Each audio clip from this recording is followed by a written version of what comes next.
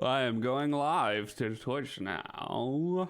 Twitch.tv. This is my broadcast voice. Broadcast. Hello. You're Tom Brokaw there. I'm- You sound like. Yeah. And Jimmy Stewart and Jeff That's true. Goldblum. All mixed together.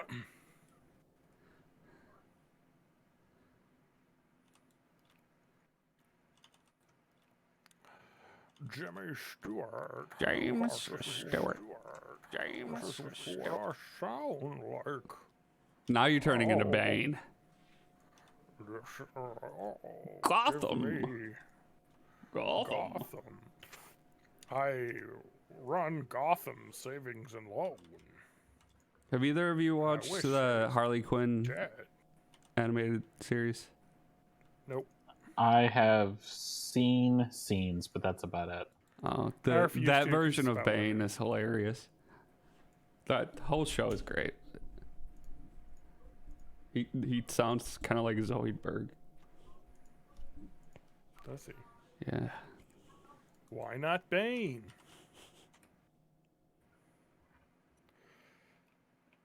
At least he's not wrong sounding Bender. I don't remember Bender having a different voice. No, Well, it's You're about the going new to get. series. You're gonna have to get used to it with the new version. Wait, there's a new Futurama coming? You just Again? You're just in a hole. Yeah. They already Again, did again. this like 3 times. Why are... Yeah, I well, know. they're doing it again. Okay.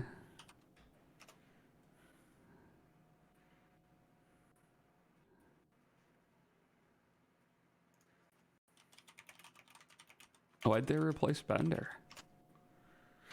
Because they won't pay him enough. Who Oh, voiced fuck, you don't have Bender? audio options. Or you don't have John DiMaggio.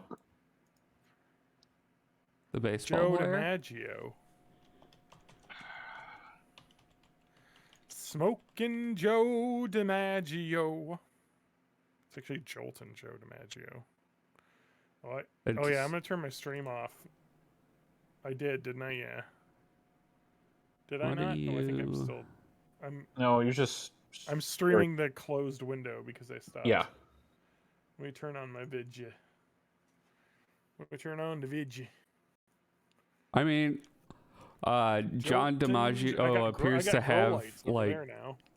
5 active series that he's on right now, so Mhm. that's understandable. I'm growing plants now. I'm a plant man. What kind I'm of a plants? man. You got basil and Ma- next and will be oregano cilantro. and marijuana. Are you growing marijuana?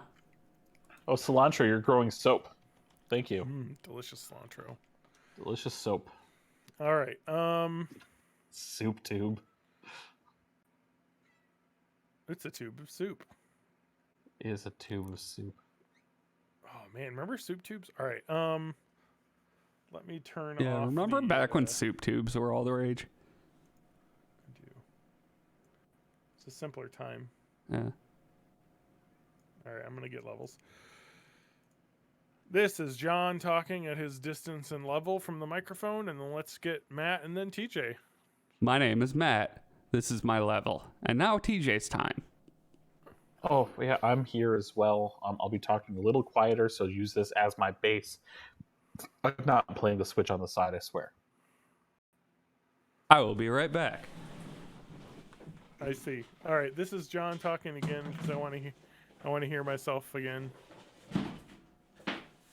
I'm too quiet. I'm gonna turn my gain up a little bit. Let's see how that sounds. I turned my gain up, and is that better or worse? How does that sound? It sounds okay to me, but how does it sound to you? Ah! Ah!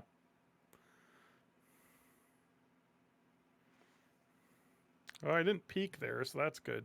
Yeah. I'm gonna have Matt boost me when he gets back just a tiny bit. Just a bit.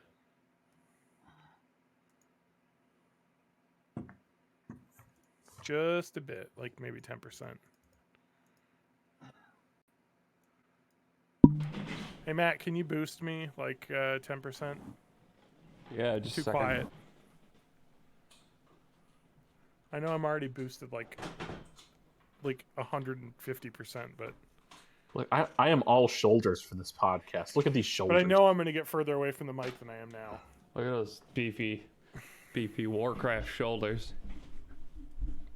I need some pauldrons for these shoulders. Episode 350, the shoulder cast. 450, sorry, 450. We can go back in time. Oh my god, look how much I'm boosted. Yeah. I hope you're happy. Oh, that sounds way better. All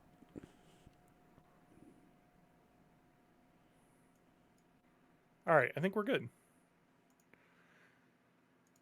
I gotta switch the mixer back so I can hear Discord. Dicksword. Piss. All right, I can hear Dicksword. Bored. Ready? Yeah. Yeah, let's do this. This is my sad face. Ted Cruz, All right. is that you? Yeah. Welcome to Born in the 80s, episode 450. I'm your host, John_Danger, joined by my co-hosts. Matt _ safety. You and bastard. And TJ, no middle name May. You're my mortal enemy. Nemesis. We are Nemesis, you and I. I'm actually we're getting pretty close to having the episodes caught up now. I think I put out 448 last week, and I'm going to put out 449 tomorrow. So Yeah. You know, Al's maybe close to. maybe I'm still one behind though. Actually, what was the last one I put out?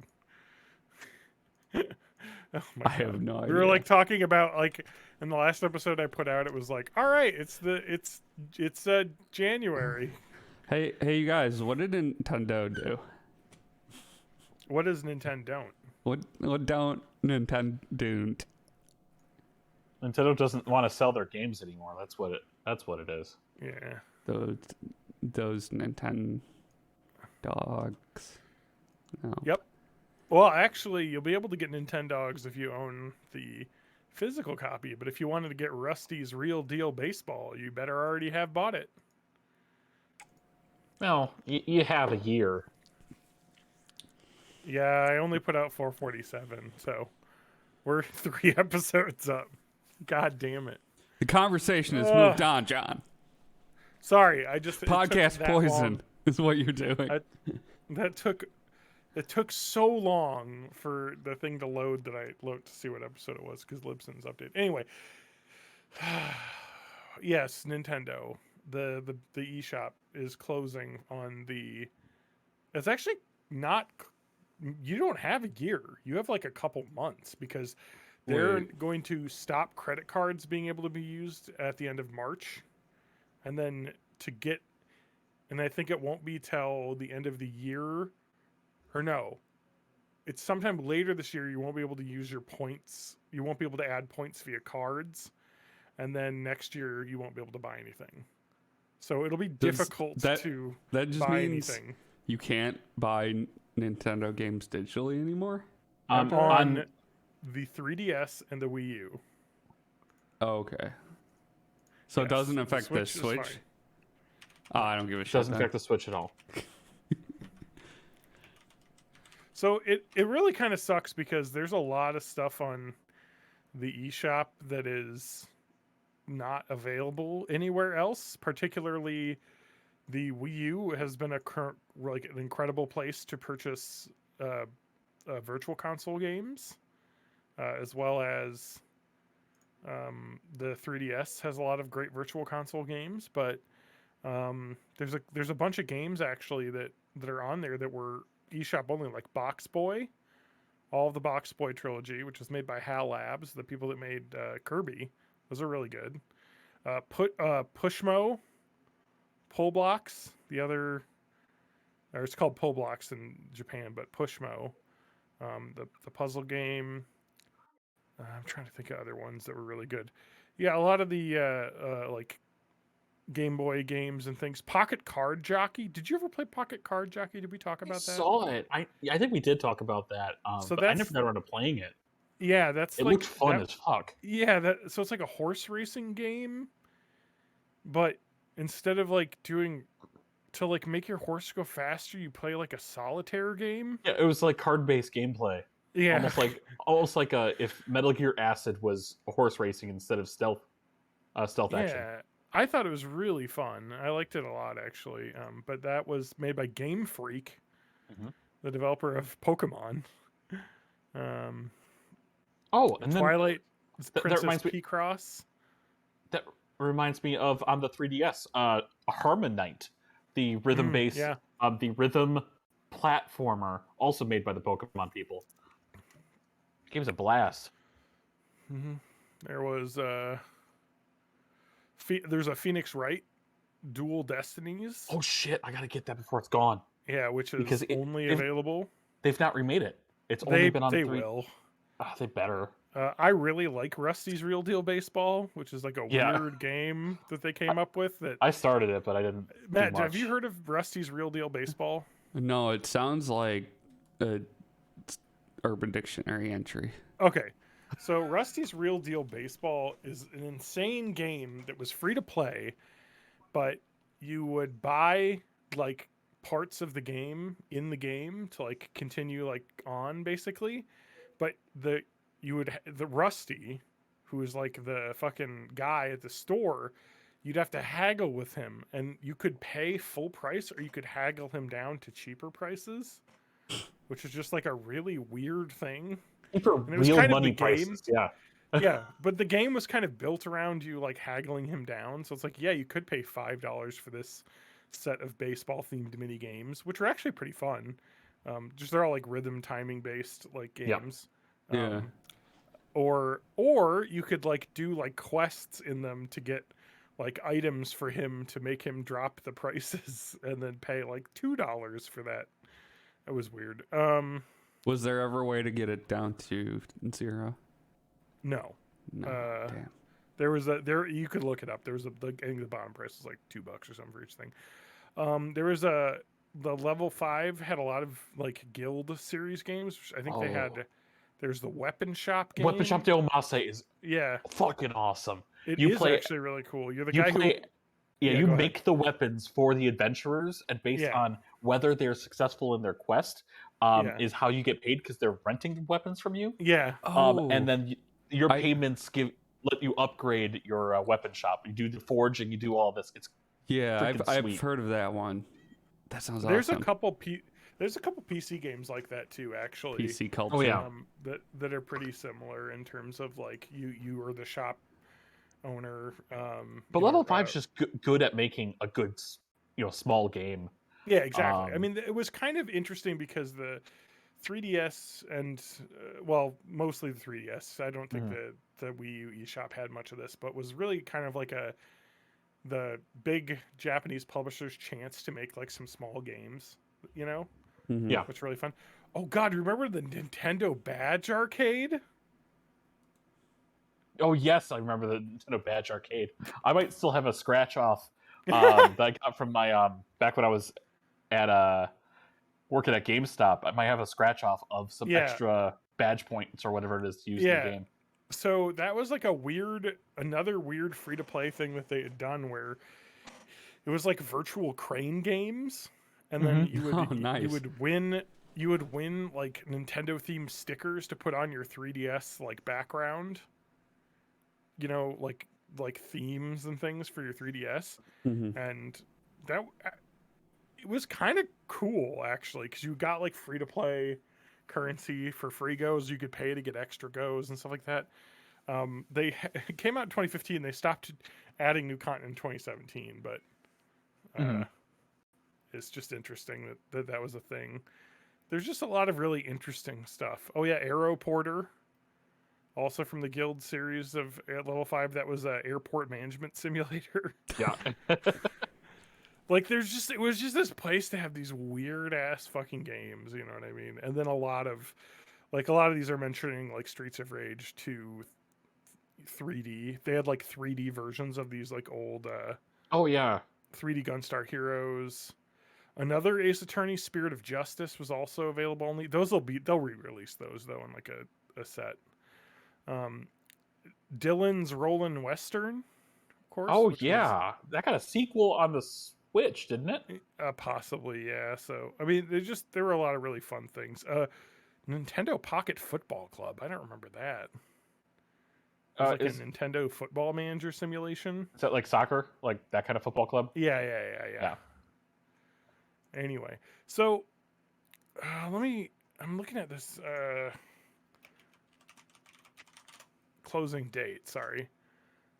I want to look at the actual news because they said it's closing in March of 2023, but I think it's actually closing much sooner than that due to the fact that they're removing the ability to add money to it. So much sooner. It's kind of like what Here we did go. with the Wii. Yes, only until May 23rd, 2022 if you're using a credit card. Okay. And then August 29th, 2022 if you've bought eShop cards. So after May and August of this year, you can't add money to buy stuff. You can still buy stuff if you have money on your Wii U or 3DS already, but not. Yeah. It's kind of bullshit. They said yes, you'll be able to re-download things for the foreseeable future if you bought them. Well, that's nice. Online play also will be available for the foreseeable future. Okay, so not shutting down the servers because they're not run by GameSpy like the Wii and the DS were. Virtual Console, which across the 3DS and Wii U had 530 classic games to purchase and download, is also going away. They're saying that's part of the Switch eShop. That's part of it.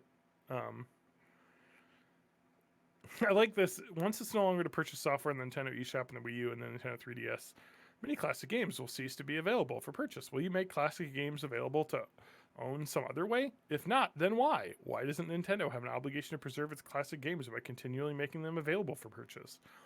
Nintendo's response: across our Nintendo Switch Online membership plans, over 130, which is 400 less than are available outside of that, are currently available in growing libraries and various legacy systems.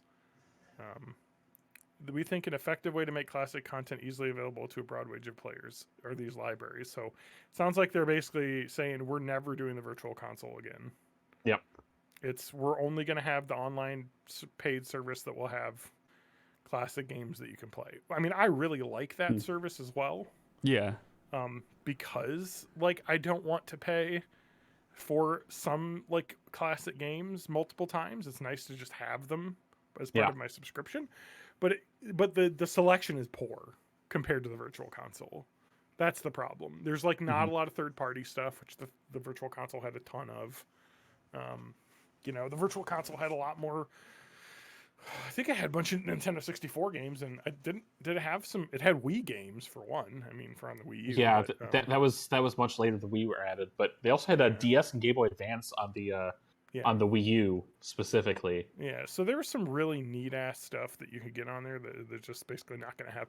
I think it's annoying is that this is just another situation of like buying things digitally and the risks that you run. Yeah, is having things available only digitally really just is you're up to the whims of the people allowing you to continue to purchase things. It's kind of insane. I mean, it's not that crazy because it sounds like everything you've bought you'll still be able to get. So that's like, I think the now, most important thing. Exactly. But there's always the chance like that could go away too.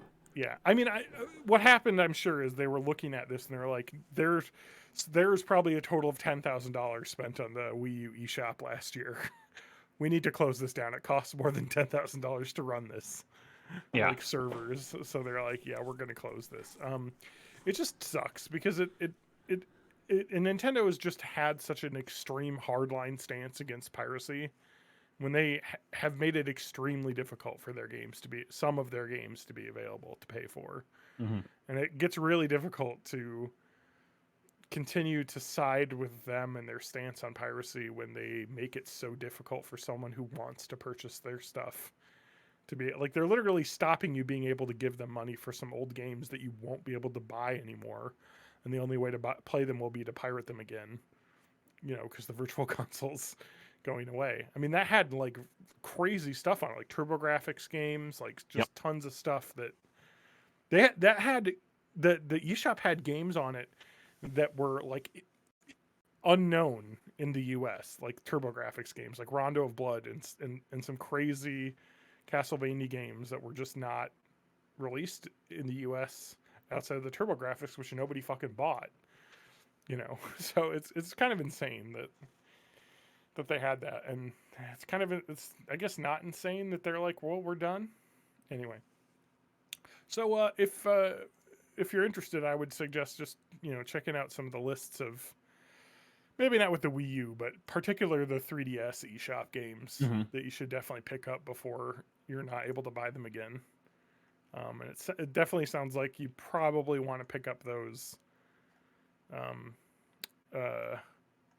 especially the Ace Attorney games. Now, there's one other consequence of this, and this actually, or another follow-up to this, and this specifically has to do with something that I am kind of invested in, and that's Pokemon Bank. So Pokemon Bank and its corollary program, Pokemon, the Poke I told you we were Transport. going to talk about Pokemon. Let me get a book or something. That's fine, Matt. You got like 40 seconds. Right. But Pokemon Bank, I think they mentioned that you can still pay through the next year, but then they're making Pokemon Bank like free for almost a year after that 2023 date. But then once they shut it down, there's going to be no way for Pokemon from 3DS to come to Switch, and no way from Pokemon from the DS to go to 3DS, or from Generation 6 to 7 on the 3DS. No way to migrate at all anymore. So anything I need to do, I really have a year, maybe 2 years to do. Yeah, it's just kind of crazy because, I mean, when you think about the 3DS, that launched, I don't think it was 10 years ago. I thought it was 2013. Or No. I was 2012 was when the Wii U launched. December of 2012. I was working for Nintendo at the time. 3DS, that summer of 2012 was when the 3DS XL came out. I think it was the year before 2011 when the 3DS You're right. came out. It was 20. Yeah, but nobody bought one until like way later because there was like 3 games out for it. And there was a like $80 price drop because it wasn't selling. And anyone who was part of the initial wave of buyers of the 3DS got that ambassador program. A bunch of GBA games that you couldn't buy separately. You still can't to this day. That you still can't buy separately. It's just insane. Like they just don't understand how you should just allow people to purchase stuff. I don't know what the deal is. Yeah, it launched at it was 250, which is pretty hefty for a handheld. And then it dropped to 200. Actually, it dropped less than that because the 3DS XL came out at 200. So I'm assuming the regular 3DS was cheaper a year later. So it had some pretty big price drops. But great console. The crazy thing is that I think games were still coming out for it like 2 years ago. Like they discontinued the last game worldwide in September of 2020. So it has been less than like 2 full years. Last retail release on the 3DS, I think, was Mario and Luigi Bowser's Inside Story plus Bowser Jr. Story or whatever it was. Yeah. The remake of the DS Mario and Luigi. Mm-hmm.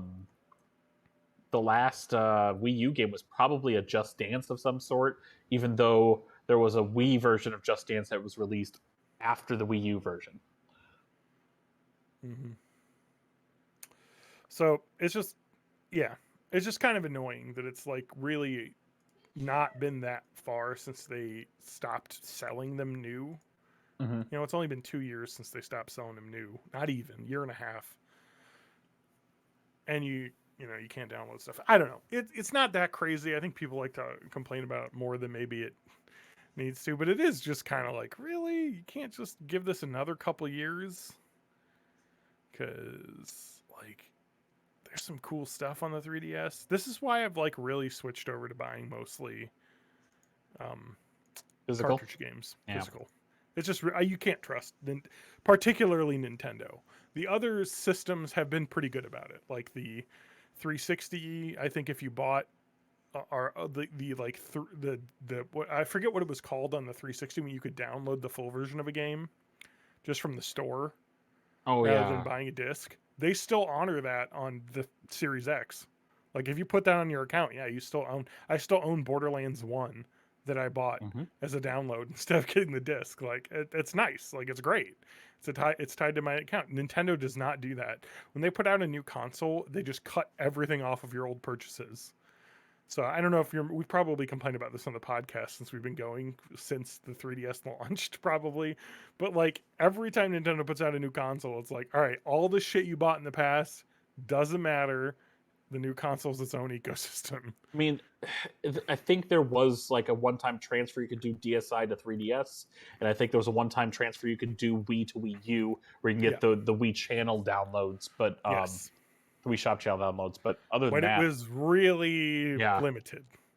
They're like, no, we want you to buy Mario a sixth time. Like, buy it on every console, which is up and to you, I guess. I but- quote unquote don't condone piracy, but if you still have a Wii, there may be a way to get, I don't know, every digital game they ever released on the Wii. Hint, hint, wink, wink. If you just do a little bit of searching, Yeah, but I don't condone that. No. Don't do it. definitely don't do that. But you could if you wanted to, but you shouldn't. Yeah. Fair I'm gonna enough. say do it. Oh, wow, Matt. Okay. All right. Anyway. Don't do that if you wanted to. Let's say play a old Gauntlet style hack and slash with Pokemon characters called Pokemon Rumble that you can't get anywhere else, and you just want to play with your kids because you bought that on a Wii that exploded and you wanted to play again because you But- couldn't transfer Oh! from Wii to Wii. Yes, that's the other thing. Oh god, Nintendo's fixed that though with the Switch. But my god, the way it used to be with like, I think the 3DS is still that way. If you get a new hardware, No, you it's have to. Nintendo account. It's linked. You're good. Oh, I thought you still had to like do like a data cable transfer over of like the account. It doesn't have to do That makes it easier. Okay. You don't have to do that, but as long as you wipe the system properly, It was so insane the way Yeah. that they had that set up, where it was like a console, because like the 360 and I mean, PS3 had already actually, solved all of that. at you that might be right. point, like You might years be right ago. for 3DS. I think it is. I think you But- have to but like transfer over your account with a transfer cable. Not with a cable, but I remember the cables. Oh, fuck. Yeah. Oh, that was the DS for sure, the original DS. If your DS broke, you lost everything, including all the digital games you bought. But that's only DSi because original DS didn't have digital games. Correct. But I mean, it was just like, what the fuck is this shit? Oh, Nintendo. Anyway, so they continue to be bad at this, and Mhm. that was some news that came out, which was like, kind of, I mean, Difficult. it's expected, but it sucks. it's a little bit sooner than I expected. Because is the PS3 store still open? Yeah, because we talked about this last year. There was enough pushback where you may not be able to use your credit card anymore, but everything's still up and Yeah. running. So if you look at that, I guess the PlayStation. It was the PlayStation 3, PSP, and PS Vita stores because they're all based Yeah. off the same storefront. I know. PlayStation 3 launch date, that was 2006. And that store you could still use a credit card on it up till 2021. So that was 15 years they had that available. Nintendo was barely cracking 10 on the it's just, come on. That's why I was thinking, like, give them 5 more years. But PlayStation, you can still buy PSN cards and still use them on those old legacy stores. Yes, So correct. You just can't put your credit card in it. yeah, Honestly, it's because Nintendo is not the company that Microsoft and Sony are. Like Sony and Microsoft have so much money going around that they're like, we can put a server up. Nintendo actually has to like care about money. They don't have a giant entertainment or computer software corporation backing them where they can Yeah. just get that help. So I mean, it makes a little bit of sense, but does also suck because out of all of the anti-piracy companies, Nintendo is so fervently awful about it, like knocking down fan remakes and all sorts of like those Metroid 2 remakes. The Metroid 2 remake, yeah. Yeah, all the fan stuff they just knock apart. They haven't really pushed back on the randomizer stuff though, right? At all? Not exceptionally, or at least I'm not seeing it visibly. So yeah. So I don't know, Matt. TJ and I talk about this all the time, but like with old Nintendo games, a lot of the speedrunning community has moved on from just speedrunning the games into what they call randomizer. So like with Link to the Past, there's a randomizer where like every chest has a random item in it, or all of the key chests where you get items have a random key item in it. So you play through the game normally, but it's like kind of different. It's like it's a different way every time that you have to like go about doing the dungeons. So I think there's also like for Link to the Past specifically that there's a common randomizer where each door takes you to a random other location. So you might go into a shop and that brings you into Dungeon 7 in the Dark World. Yeah. You might go into a cave and that will bring you to just a house in another part of town. And so that's a really fun way for like these games to allow people to play extra fun stuff on them. One interesting thing is, TJ, you were talking about buying the Epic Game Store version of Kingdom Hearts because there's a Kingdom Hearts randomizer you can play. I bought works with that version, which is something that like Nintendo is like they don't want money. Like they could put out a Link to the Past randomizer version on their eShop easily because they have those like weird versions on the not even the eShop but like the Nintendo Classics collection. Nintendo Switch Online stuff, yeah, they have like weird challenge mode versions of some of the games and things they could do. Or they have the easy mode version where it's like, here, you're at the end of the game with all the stuff. Go. Yeah. The baby mode. Yeah.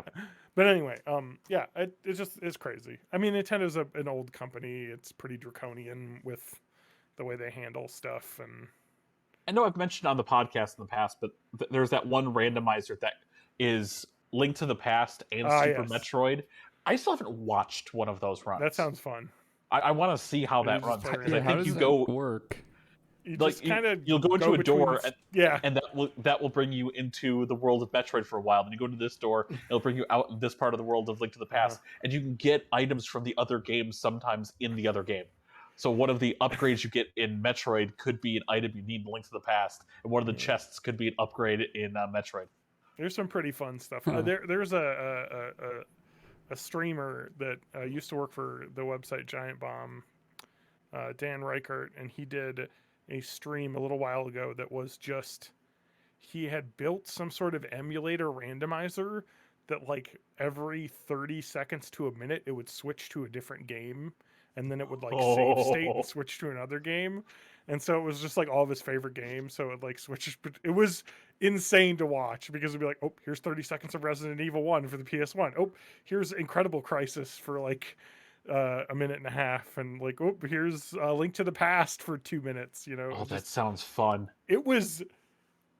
It's just like insane, but it would be fun to play that. You know what I mean? Like to just do that, and like that reminds me of what was it called? What was the Nintendo game that had that kind of stuff in it? The challenges. NES Remix. Yeah, NES Remix had some awesome stuff like that. I loved that game.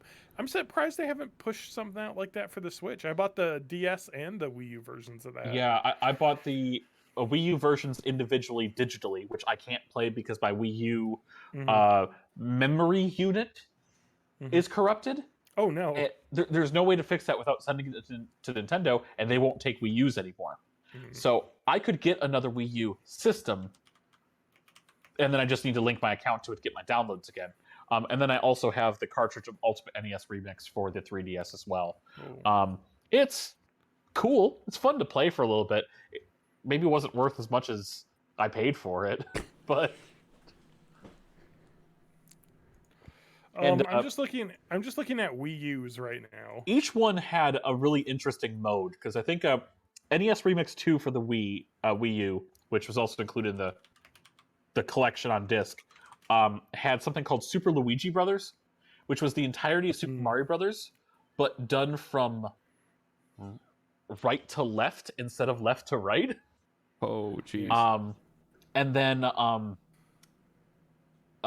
there was on the one for 3DS, they had a game called Speed Mario Brothers, which the game automatically had right and B pressed the entire time, and you could only jump.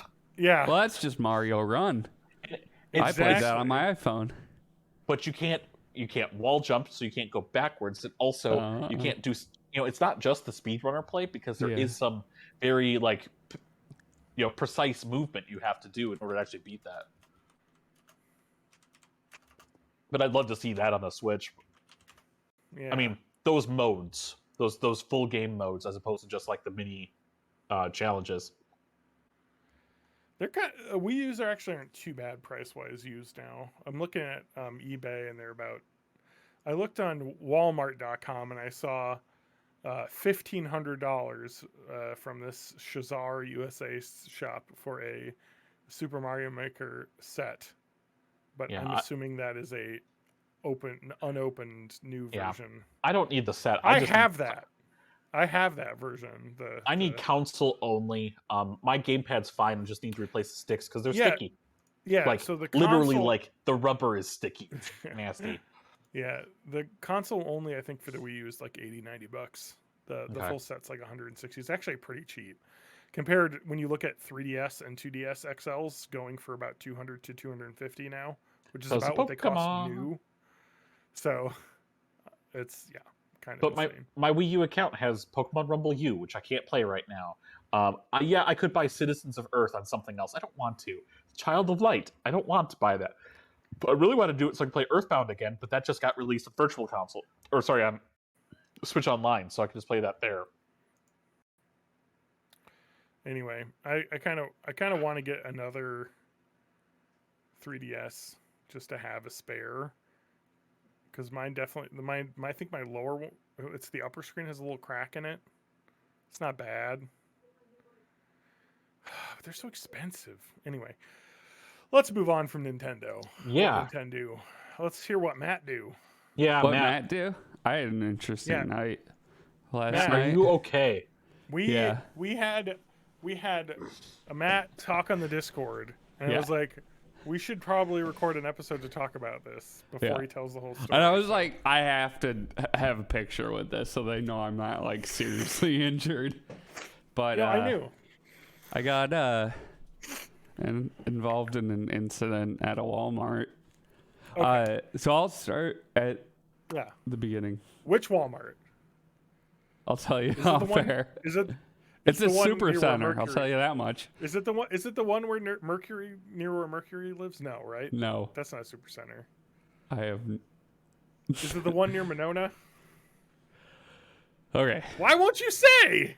What is it? It's not a. It's the Monona Super Center. Okay, the one near me. Okay.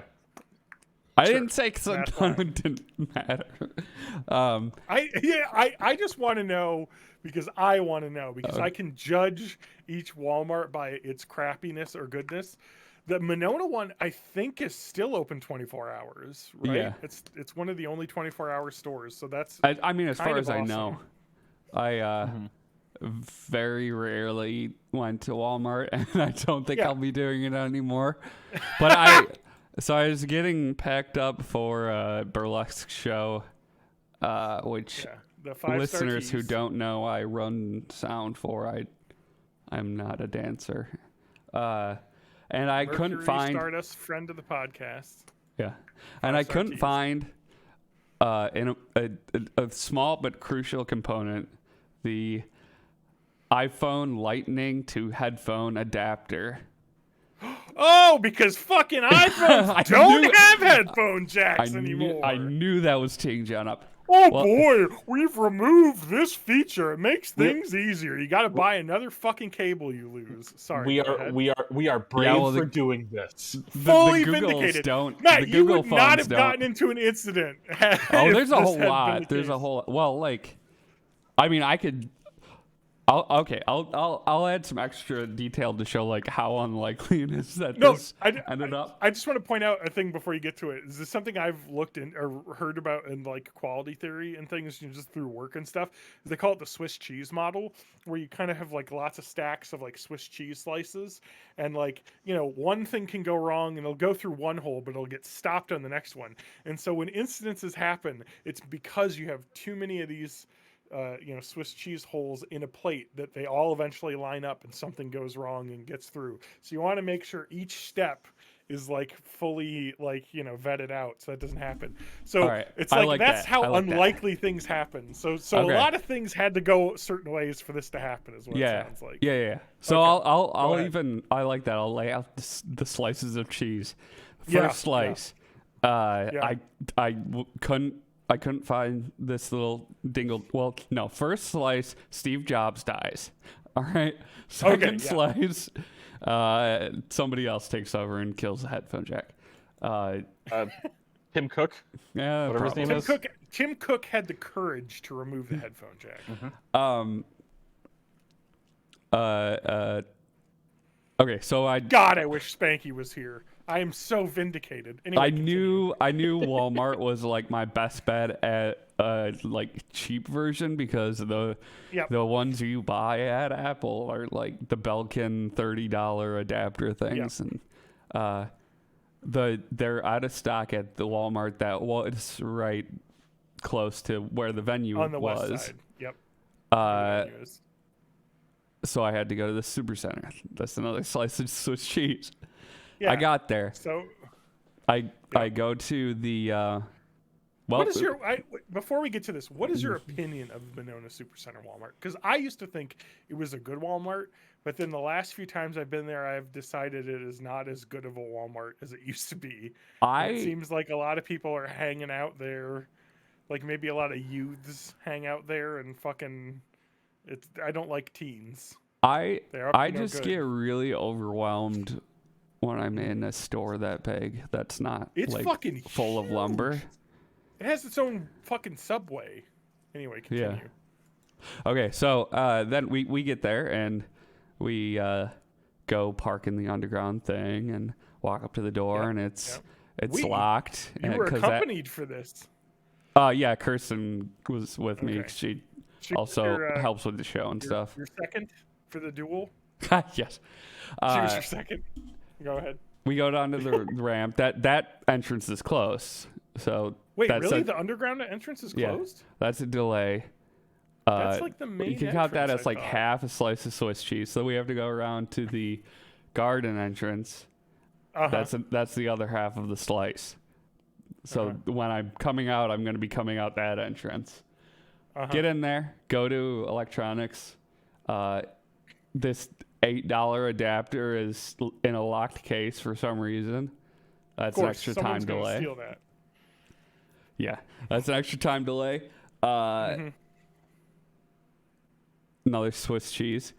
So wait, this is all coming down to timing, isn't it? Because you walked out the same time a Running with Scissors fan is coming in and is furious that podcast is no longer on. Exactly. Although there is a version of that available on Mercury's Patreon, I believe.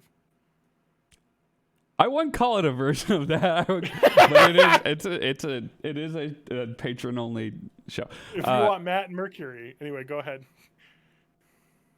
Oh, yada a little bit. Like there was a whole thing where they were like, okay, you have to, because this is such a valued item, you have to pay for it here. And then, how stoned was the guy that got that thing out of the case for you? Not at all. He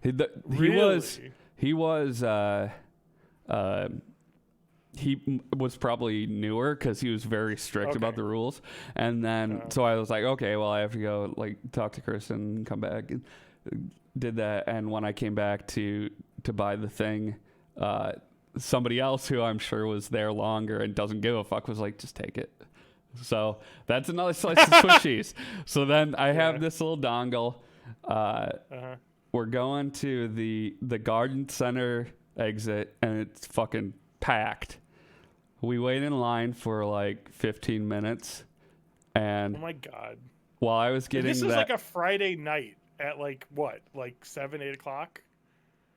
I'm Yeah. assuming it was pre the show. It was a little bit so- earlier than that because Okay. we were like trying to get super early, but I was already running late. Kirsten, while I went to get the little adapter thing, went to get a bottle of bourbon because the liquor stores will be closed by the time the show's over, and we're Yeah, not that's at a true. bar anymore, so there's no booze. Uh-huh. And so we finally get up to our turn at the register.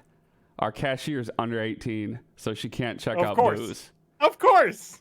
That's another You such always switch gotta cheese. put this. So she was I like, don't "You have to go. think- You I have to to- go like to another lane." And that would have been like 15, 20 more minutes, and we were just Usually at the grocery store, they just call somebody else over. Can you? So she gets the guy so from. wait a minute. So you're suggesting that you get in another line because Yeah. the line you picked you didn't know had someone who couldn't check out liquor? Yeah. But so fuck is she gets Cracker Jack operation. the guy from the Yeah, go cashier from the next line over, and he's going to check us out. He tries, Yep. but since it's logged in under her account, he can't do it. So he's like, "Okay, I can't do this here. You're gonna have to come back to my register." And that's the last and final slice of Swiss cheese. Uh-huh. When we got to the original register line, before we waited all that 15 minutes, the line that this dude was running was stalled out. The line's full of foods and products and things.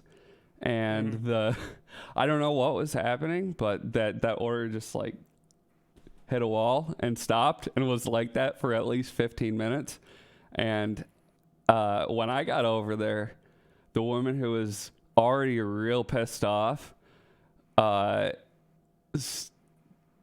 decided that like we were butting in front of her because he wanted to he was gonna check out our 3 items while whatever was going on with her got resolved. Solved. Yeah. And I've worked customer service before. I'm not unfamiliar with the wackadoos and the crazies. So it was pretty standard, like, you were so rude. Like, I come here all the time, blah, blah, blah, blah, blah. What was the mask situation like at this Walmart? I just want to know. I don't remember, but I'm guessing not great. Okay. 'Cause I can't imagine a Walmart is a high compliance of the county-wide mask mandate. Well, I think that went away, didn't it? No. Oh, okay. It's still going. Oh. Well, it seems to have gone away in some places that I've seen. Yeah, people just don't give a shit. But anyway, So like every gas station I go to. This customer ranting is like the standard. I come here all the time, blah blah blah. You've never been treated so rudely, and then she escalates it, and she says to the cashier, "Well, you better be careful when you go out in the parking lot after your shift tonight." And What? yeah. So She's threatening the cashier. yeah, Because her and Walmart this order is the taking point too where long. like, okay, it's not funny anymore. So I get my phone out and I'm like, I probably should record this. She wasn't a fan of that, and so I was like, what did you just say to him for the video? And she's like yelling at me and talking about her lawyer and putting her hand up. And then I had the cashier like say, what did she just say? And she threatened me, blah blah blah. And like, meanwhile, the cashier has got like the like adrenaline hands that like it's like kind of freaking out, doesn't really know what to do. And so he's trying to ring us up. Interesting? I'm I just have- phone videoing, and she's yelling and ranting and death threatening. I just want to bring in a thing here. I have an aunt who works at a Walmart, not the one where Mercury lives nearby. I won't give that away, which one that is, but South Dakota. South Dakota, exactly. She's in South Dakota. So there's this Walmart she works at, and she constantly talks about how awful the people are at the Walmart checkouts. and how like extremely rude everyone is. And it just seems like the Walmart checkout is just a bad vibes place. Is it because they only had like 2 checkers for like 500 people? It seemed the whole like vibe at Walmart seems to be like, hey, you're a fucking criminal, so we're gonna lock up anything we think you might grab. And I don't know if that like sets an expectation that like people start acting shittier, or if, but like they just need to get those Hy-Vee bad security guards in the Walmart. Get some ex-cops to hang out with guns in your store. Anyway, so continue. Here's where things get interesting. It sounds like it's already escalated quite a lot at this point. Yeah. The guy is checking out our 3 items. Yes. I'm holding my phone up, recording video, I think, except I apparently didn't hit the fucking button, so it wasn't recording anything. She's yelling. When he finishes scanning our items, I reach for one of the things, and that's the point where after she's already been like, I'm gonna smash his phone, blah blah blah, grabs my phone, and that's, you know, the whole show's on that phone. That's where I make most of my living. And she's already threatened to smash it several times. So like a split second, all I think is like, I have to get to her before she smashes it. And she grabs the phone, I grab her. Somehow we both end up on the ground. I don't know if she tripped first or I tripped first. My glasses go flying, bash against the floor, shatter, like just the frame breaks, so the lens pops out. Luckily, it's not too bad. And then I scramble. I'm like blind. I find the 3 pieces of my glasses. I find my phone.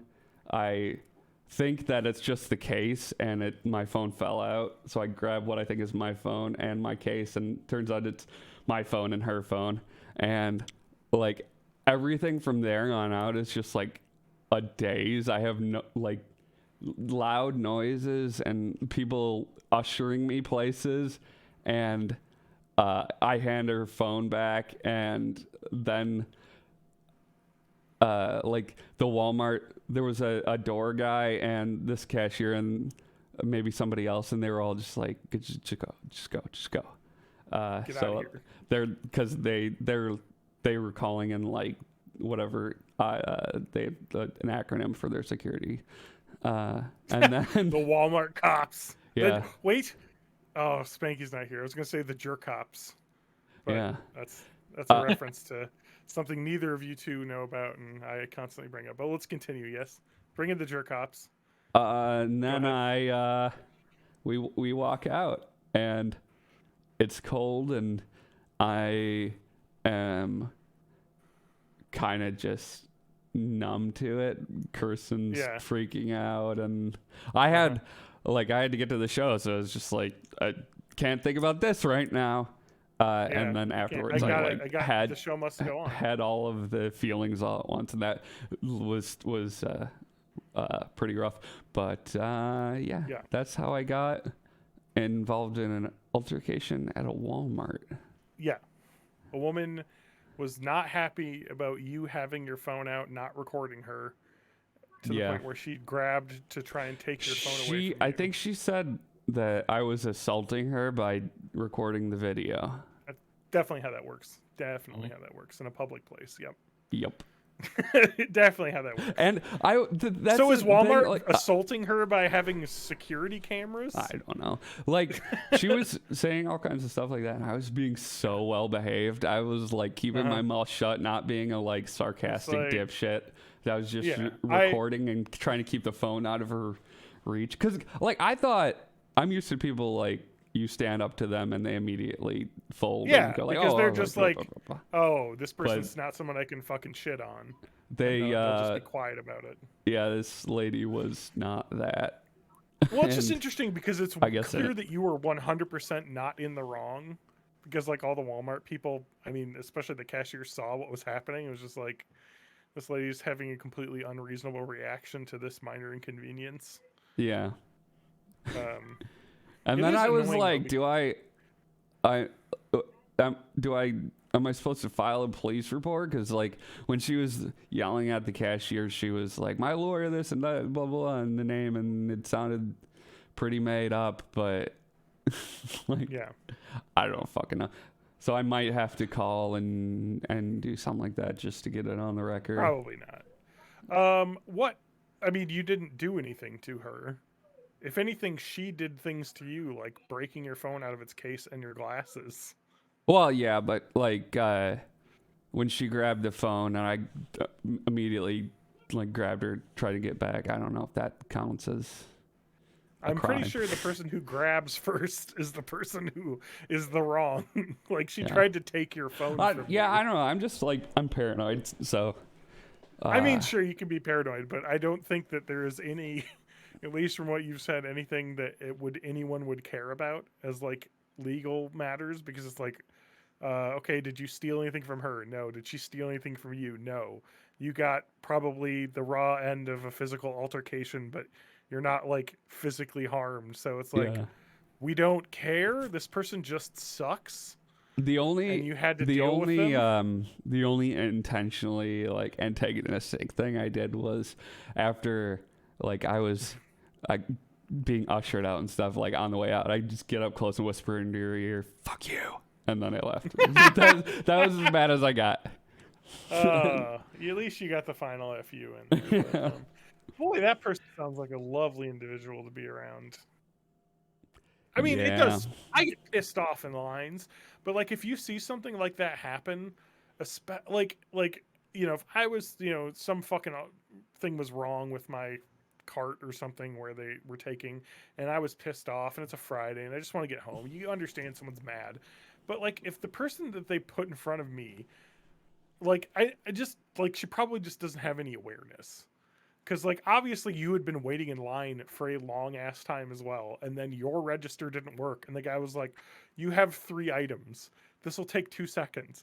Like, when I see that, that's something that I'm like, ugh, whatever. Well, and like her I don't order know. wasn't even moving. Like I don't know. Yeah, The stuff wasn't even scanned in, yeah, so I'm not sure what the holdup was. yeah. Mm-hmm. But I'm sure it had nothing yeah. to do with her. Well, and yeah, I don't know. I get weirdly like attack doggy when like people threaten my friends and stuff, but also apparently that happens with when people are just, blatant assholes to people in customer service jobs, because I've been that person for like a lot of different places. Honestly, And- like, that is the best way to know if a person's good or not, is how they treat service people. Mm-hmm. Like, Yeah. because if you ever with someone and they treat a service person like poorly, it's like, oh, they're not a good person. Yeah, and like even It's a if you pretty easy even way. if you're like upset about the situation, like you got to know that it's not the cashier that's causing this. Like, yeah, I don't know. I mean, I still have a strict, very strong belief that every service worker should get I need to use the right words, should get the consequence-free ability to erase one individual per year, just free of charge, free of consequences. I don't understand world what will that be- means. It's like the president. Like the president Yeah, gets just- to get 1 murder a year. Yeah, like they only get This one. is part of the. It's just part of the job. Send Anyway, a drone wow, at 'em. that sounds fun. Yeah, good so time, that huh? was the like, and afterwards, after I like had time to think about it, I was like, God, I hope I don't end up on like some compilation video or something. Yeah, cut like on Fail Army. Yeah, I don't know. Check out this customer altercation. Like World Star, but I don't know if that's still a thing. Oh, it is. Trust me. I there's no live leak, but there's still World Star. Hmm. Anyway, worldstarhiphop.com, baby. And the show went I don't on, and think I was that's- fucking awesome. And I had Yeah, I was about to say the show. went masking well. tape holding my glasses together the whole time. Yeah. Pictures on the Discord, discord.born80s.net. Come join us. Oh it's yeah, not. that's in the podcast channel though. I'll have to yeah. put it in Oh, the it's not a discussion public channel. one. I was Yeah, about I'll to say put it's it only in. it's only in the private podcast planning. I'll cross post it. Thank You you. can do that, Thank you right? for cross posting. Are you wearing the glasses that were broken now, or is this an old No, pair? this is a old pair of glasses that's a slightly wrong prescription, and the frame's a little bit fucked up from some acetone I spilled on it.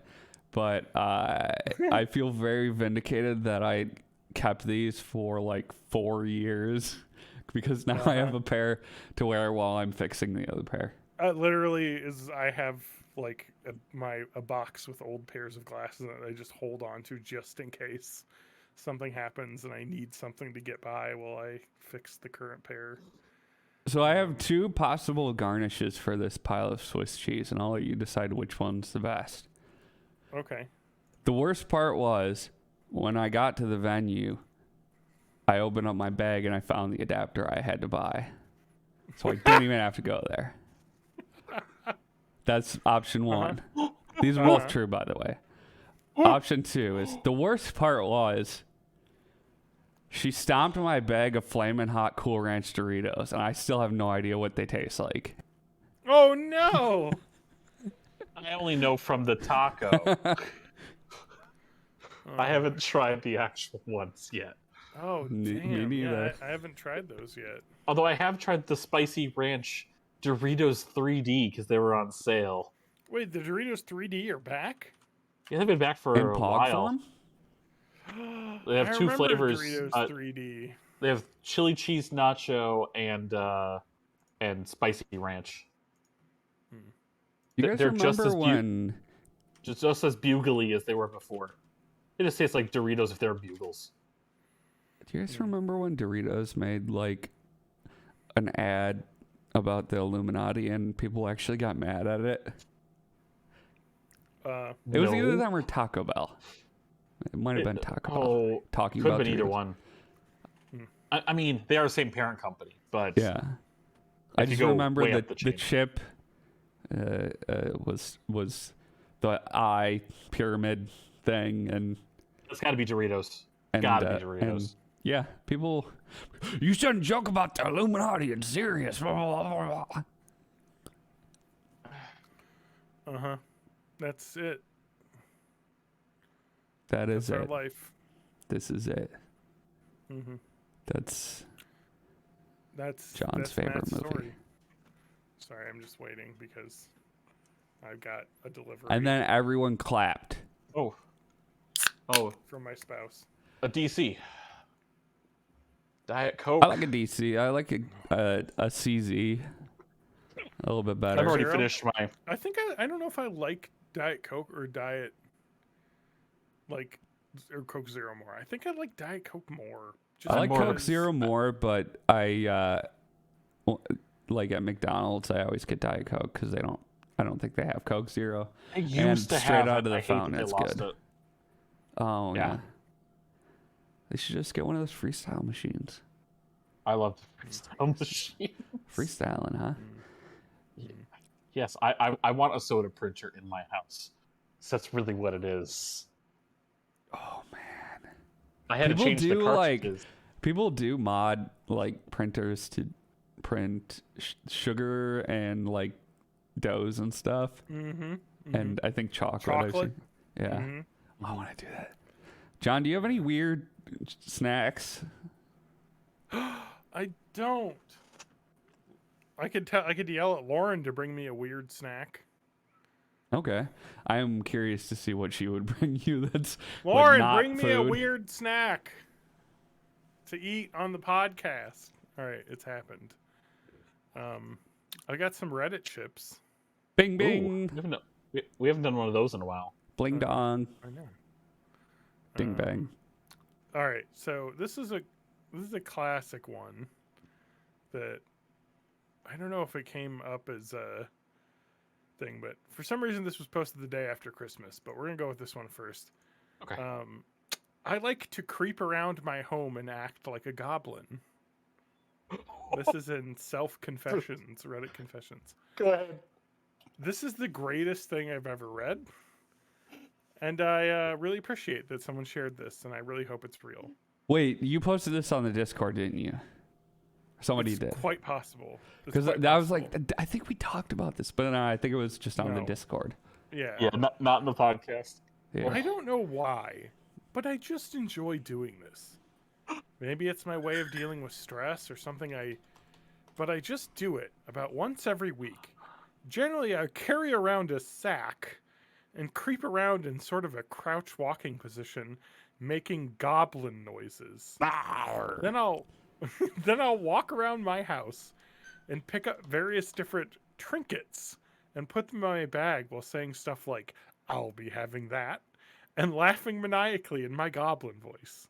Trinkets can include anything from shit I find on the ground to cutlery or other utensils. The other day, I was talking with my neighbors, and they mentioned hearing weird noises, like what I just wrote about, and I was internally screaming the entire conversation. I'm 99% sure they don't know, but oh my god, that 1% chance is seriously weighing on my mind. You know what? Have a good time in your own home, huh? Yeah. Be the goblin you want to see in the world. Exactly. Be the goblin. What you wanna see happens- in the world. When you're done, you just have to take everything out of the sack and put it back know. where it goes. But it's- This is no different than wanting to be a dragon just so you can protect your dragon's horde. Uh-huh. Oh yeah, yeah. Like I'm down with the I like to be a velociraptor sometimes, but I'm Exactly. just, the logistics of now you've got all of these things from your house in this bag, and I'm assuming they're just random things and not like stuff that they put there specifically for goblin time. And Uh-huh. then you have to have the walk of shame where you just put everything back. Mm-hmm. Maybe you could have that's part of what they another. enjoy. You could have a friend over that likes to pretend to be like a British explorer catching stuff for the museum and then putting it Actually in crying right its now, place. guys. That reminds me of a game that I used to play with my brother where it was like a prison guard thing. Oh, where one the person Stanford would be- experiment. Yeah, I would beat the shit out of it. No. So we had this thing where like one person would be the prisoner, one person would be the prison guard. And the job was they had to like sneak past the guard's room and steal things out of the living room and then hide them in their bedroom. And then I would have to go in for inspections and try and find the things that they found, and you would get more points for more increasingly like ridiculous things to have stolen out of the living room. And so like as the guard, you'd have to like role play it because you know that they were like sneaking out, and so the object wasn't like catch them in the act, although you could if they like were being loud, but like the object was to like hide things in the bedroom that were from the living room. And That is such a great kid style imagination Exactly. game. It's I great. just remember having a lot of fun with that one. We would take turns trying to like steal like the remote out of the living room and then like hide it in like the stuffed animal crate, you know, and then you'd go in as a guard, you'd be like tossing the room being like, where is it, the contraband, because you'd inspect out there and be like, oh, this is, you stole this, you know, from the Anybody yard or ever whatever. keister it? It didn't get that far, Mhm. you know. Not that into the role play. No, I don't think we were old enough to know that was a thing that you even could do. So Mm. anyway, I just Did anyone get anything ridiculous like an entire couch cushion or a lamp? I'm trying to think of like something that was really ridiculous, and I think it was like a couch cushion, and it was like hidden in the bed underneath other cushions, so it was actually pretty well hid. So it was a good one. I remember something like that. It was, or like an entire like lamp, yeah, something out of the living room. It would be good. You would try and like get away with it. It was a fun little game. Having a brother is fun, you know, playing games like that. Yeah, it's great. It's great having siblings. It's the best. I got Only- 5 of them. You guys want to take one? I was gonna say it's great having a good sibling that's close to you in age and has a lot of similar interests. How about that? I can tell that TJ gets along great with his siblings because I never ever hear about them. I just don't talk about them really because I usually live so far away from them. I actually, well, I'm up in the UP right now, and we had, the UP. Three of my siblings came to visit. UP. Oh, we all pee. Well, one of them's in Arizona, and the other one's dealing with a new grandkid. So, wait, so you're a granduncle? I've been a granduncle for a while. Oh my God! Since how old are my grand? 37. My twin grand. I'm 37, but my twin grandnephews I think are like 35, 9 or 10 now. But no, That's I the have. Thing, though, that you were not the oldest, though, right? No, I'm the fourth of 6 of my mom's kids. Yeah. So my oldest sister was born in 71. Whereas I'm born in 84, so that's already a 13-year age gap. But it's my second sister born in 72. She had her first kid when she was like 16, 17. And that niece had her first kids when she was 16 or 17. So, yeah, it's math. So like 7 more years for those kids then? Yeah. Oh, yeah, exactly. My mom's side is interesting because she's like I think she's 8 of 9, and she was 8. The robot. And then I think it was like 10 years later there was number 9 that was not expected in the late 40s to have a child, but happened because they were Catholic. My mom was 11. Oh, I get the Catholic family. My mom's 11 of 11. Yeah. And she was a postmenopausal tubal pregnancy. Jesus. Which means she was. Oh, I froze. You didn't freeze. No, you didn't. My dad, Catholic farmer family. He's muted himself now. Catholic farmers. My dad has 11 surviving siblings and one that died as a child. Wow. Yeah. Well, all of my mom's siblings. Hey, you're back. What happened? You didn't mute. You just muted yourself. Well, I froze on my end, so I couldn't see you guys move. Same thing happened during the beginning of the Walmart story. But no, I was about to. Yeah, my mom was 11 of 11. She was a postmenopausal tubal pregnancy. Wow. So yeah, she grew up in the tube, not in the uterus. Wow. Born super premature. Very lucky that she was even born at all. Huh. Yeah, I didn't think like the tubal ones actually come to term. They don't usually. Huh. Even then, I mean, my mom was born in 52. Survival rate on that was very low. Yeah. But they would probably just took her out, wrapped her in an asbestos blanket, gave her a arsenic ear apparently device. She was like about finger length or a little bit longer when she was born. So she was definitely in the incubator for quite some time. Yeah. And then she had her first kid when she was like 16 or 17. So that's so that continued the chain. Yeah. Wow. But then you broke the chain by waiting till your early 20s to have your kids. Well, I wasn't one of the first kids, so it doesn't matter. Okay, fair enough. But still, yeah. Yeah. It's like royalty. If you're not the first, then you don't even count. TJ's saying a bunch of racist stuff, so I had to mute him, and he's stopped now. Okay, good. I appreciate it. So the that's a good Reddit. I have one that hits a little harder than the Goblin one though. Okay. You ready? Hits harder like oh that's a good one, or hits harder like man that's depressing. More like this is the end of a life. Ooh. My dad, 59M, sent me 27F gay porn of himself. Oh. On purpose or how's that hit you? Probably not. Let's get into it. Quick backstory. My dad, 59M, and my mom, 59F, were married for 27 years and abruptly divorced 4 years ago. He moved to a city about 30 minutes away. All right, 59, 27, 30, 22 minus 4. They got married at 28, so not super young.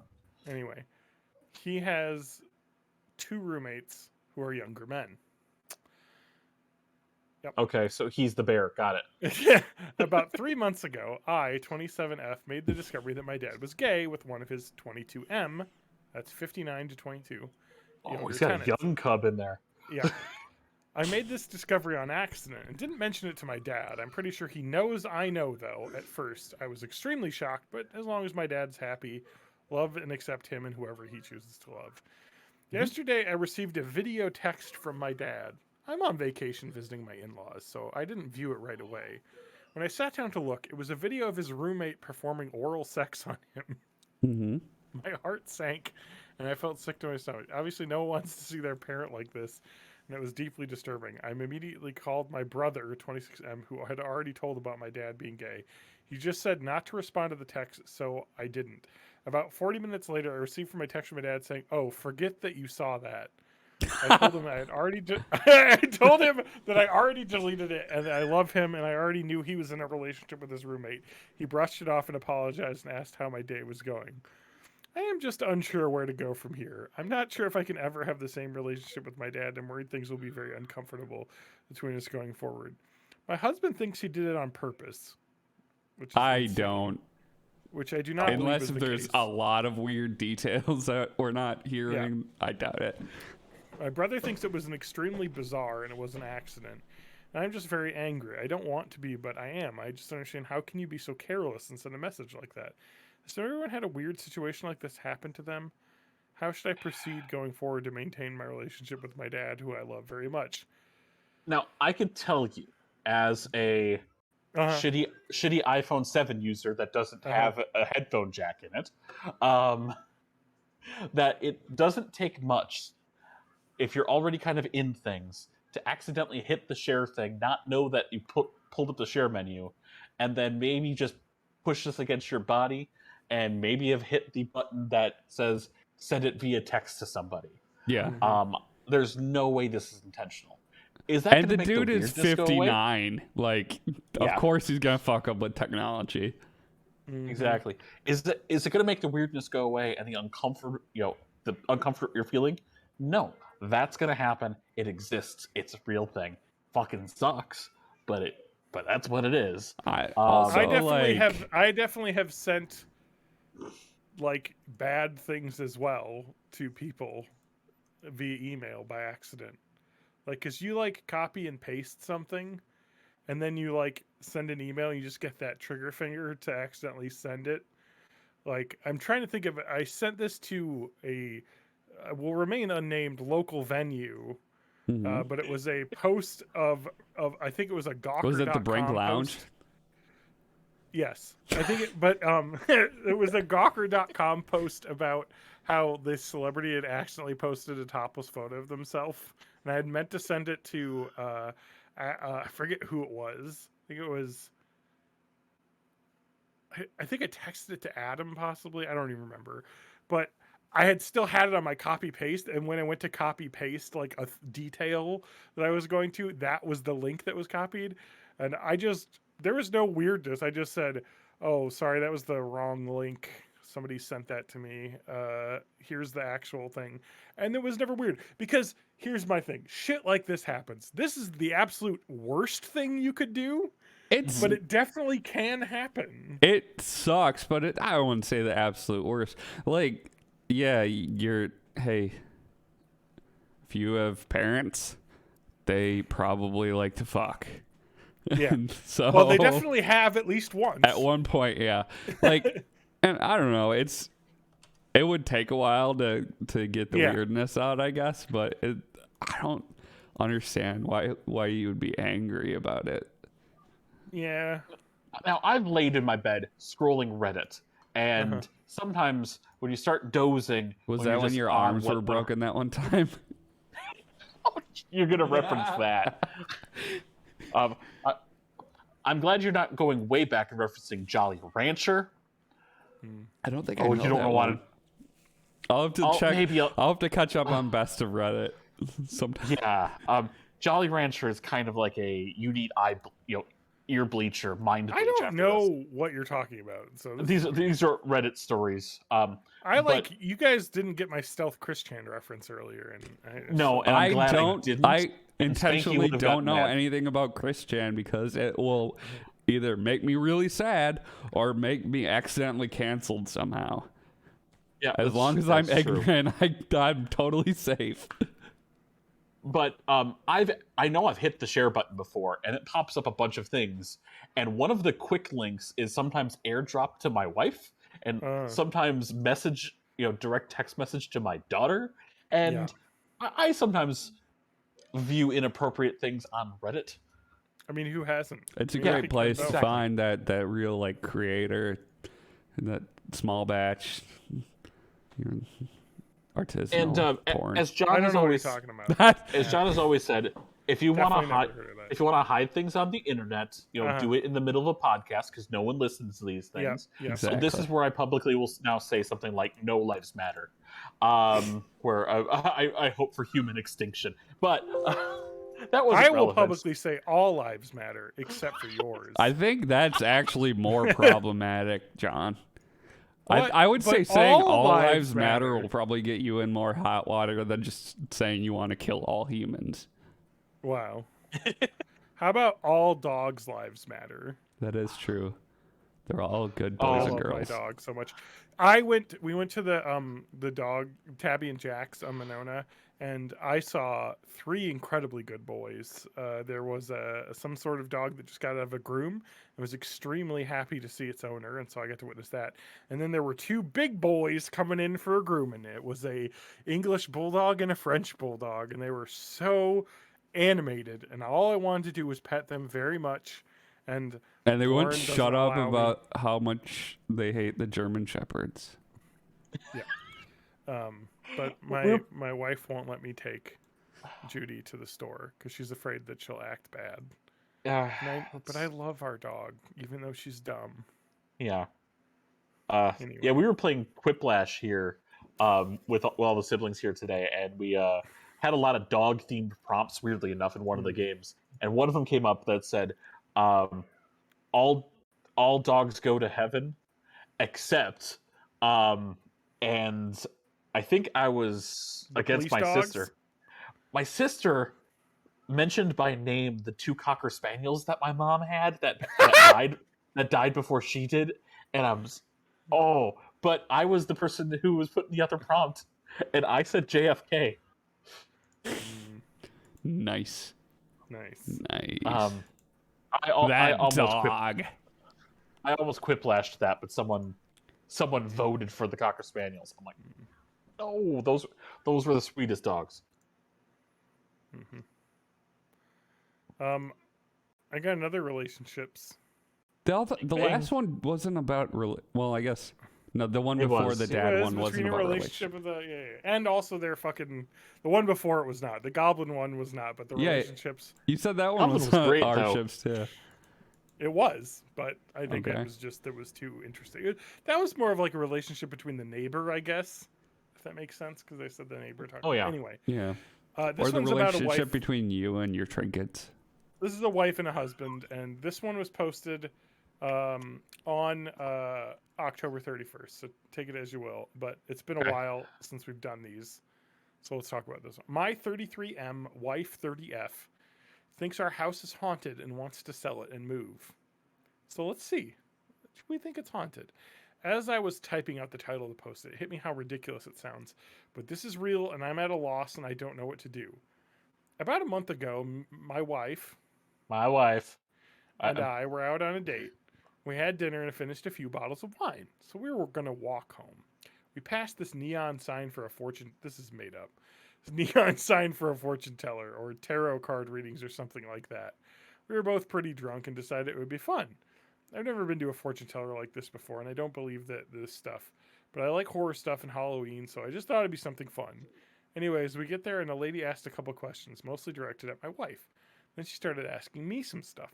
It was the usual leading questions, I guess, but I was having fun. It was sort of like seeing a magic show. You know it's fake, but it doesn't mean you can't enjoy it. Wait, what? So, yeah, sorry. Fuck. Big. Watch The Masked Magician, all right? He'll show you everything. That's why you didn't get in trouble for making the Statue of Liberty disappear. Uh-huh. Okay. It wasn't real. Suddenly, she freezes and tells me I have a dark spirit attached to me or something like that. I kind of laughed awkwardly, just not really knowing what to say, but she played it totally serious and didn't let up. I thought the whole thing was fun in a macabre way, and I thought my wife did too, but apparently she took it a little bit more serious than I did. She started talking about how we'd lose things in the house only to find them days later in one of the spots that we already checked. Mm-hmm. That does happen, but I figure we just missed it the first time, or one of us moved without realizing. She kept giving silly examples like that, and at first I thought she was just kidding around, but she kept bringing up things like that, and I was starting to get worried. Now, last night we were watching a movie, and a picture frame fell off the wall, and it made us jump.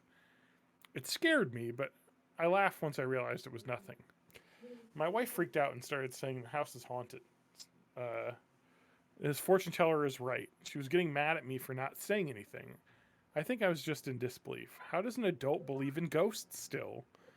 I started saying... Oh, that's you want to get haunted. That's how you get haunted. Oh, I don't believe you. And then you're dead. And then you're dead, yeah. I started saying that there were reasonable explanations for all her evidence. But that just made her more angry. She stormed off, and I finished the movie figuring she just needed some time to cool down. This morning, she started saying she wants to sell the house and move. I really like our house, and I don't want to move, especially for a stupid reason. The housing market here in Canada is so fucked that we could sell our house easy, but I would go into a lot more debt moving anywhere. She got so angry when I said I didn't want to move. I never really had any fights like this before, and I ended up storming off. Now she told our kids... What? Now she told our kids, 5F and 8M, that there's a ghost in the house. They're freaked out and scared to stay there and go to sleep. Mm-hmm. I feel like I'm some horror movie dad cliche, but there's definitely no ghosts here, and I don't know what to do. All right, I got this. She told this. the kids? Okay, that's so fucked up. This is very simple. I got this. First thing you're gonna need to do, you gotta find out what kind of ghost it is. You're gonna need a spirit box. You're gonna need a book. Yeah. You're gonna need EMF detector, black light, salt. You're gonna need a crucifix. Yeah, thermometer. You're gonna need some cameras that only have memory card space for 4 pictures for some reason, and you're gonna need a magic journal that is connected to everybody else's journal. Probably some walkie-talkies too. Yeah. Otherwise, the other plan is headlamps. Headlamps, or I don't know if you mentioned that. Yeah. It's helpful. Yeah. Your flashlight, when it's not equipped, just automatically becomes a shoulder light. So I think they're good with that if they have a flashlight. Alternatively, you get a cat. There's like the reason that there's so much lore about cats keeping ghosts away is because when shit starts falling over and random noises happen, it's the cat.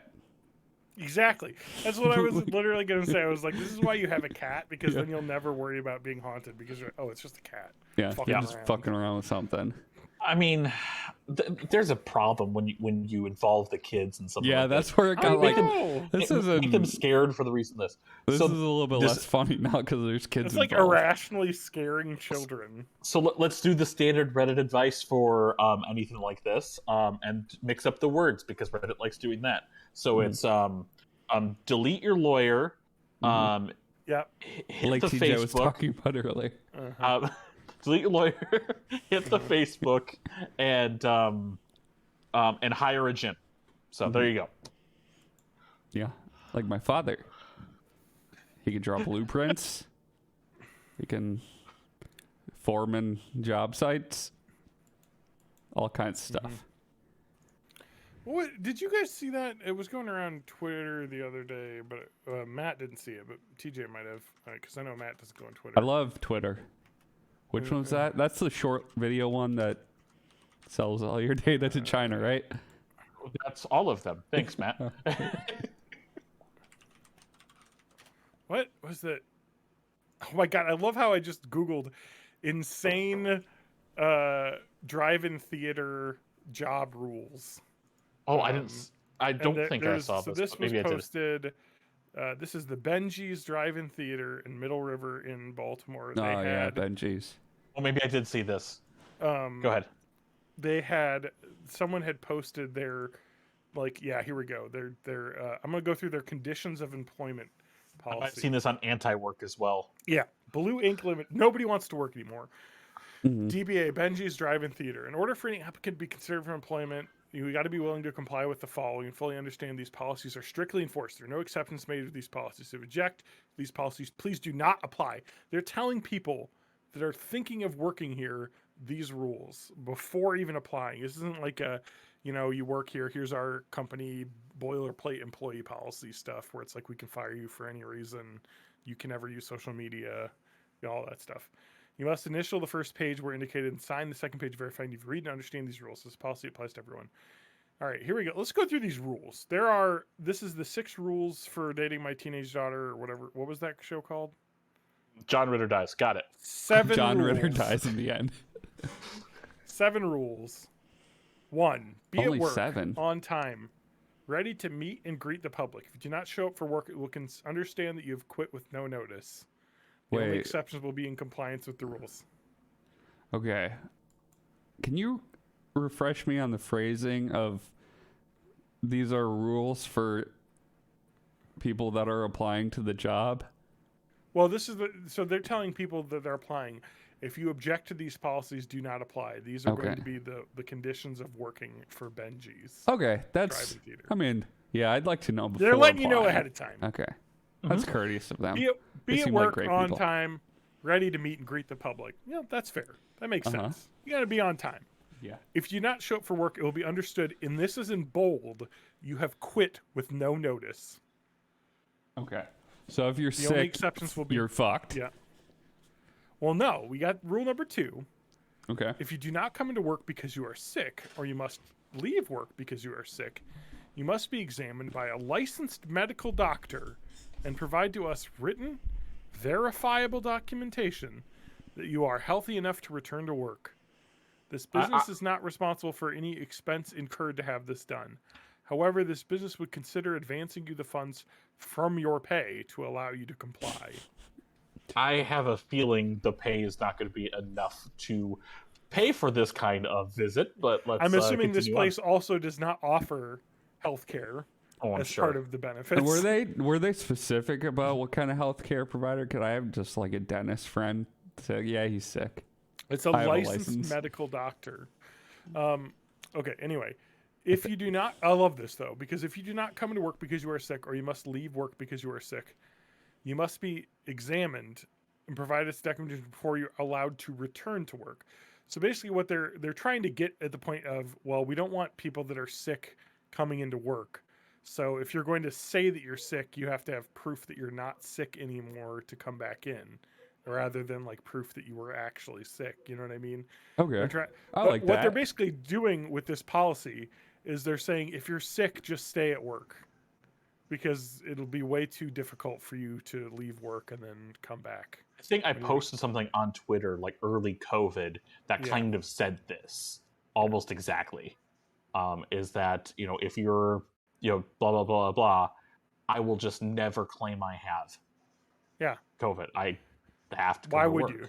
Yeah, because they're not giving me anything to take off work. If an emergency arises concerning yourself or an immediate family member, i.e., sickness, death, etc., and you are unable to report to work, documentation of the situation from a verifiable source must be provided. i.e., This is obituary. Undertaker report. Jeremy. I'm writing to tell you that Matt will not be coming to work because he has died. Yes. He requested in his will that I write this letter to you. Excuse me, did Matt request that time off 17 days in advance? That's rule number 3. If you need time off from work, you must get Wait, a why 17? 17 days written notice. You must get the Okay. notice signed by management. Something Like tells 2 me weeks and 3 days. I think they write the schedule 2 weeks ahead of time in the Yeah. middle of the week. So this is, yeah. Note, if you are in position to have someone make plans for you, like your parents or a spouse, You must let them know that they can't make plans that will interfere with your job and this condition of employment. Not all requests for time off are guaranteed, in large black letters, until the management approves it, and understand that not all requests can be granted.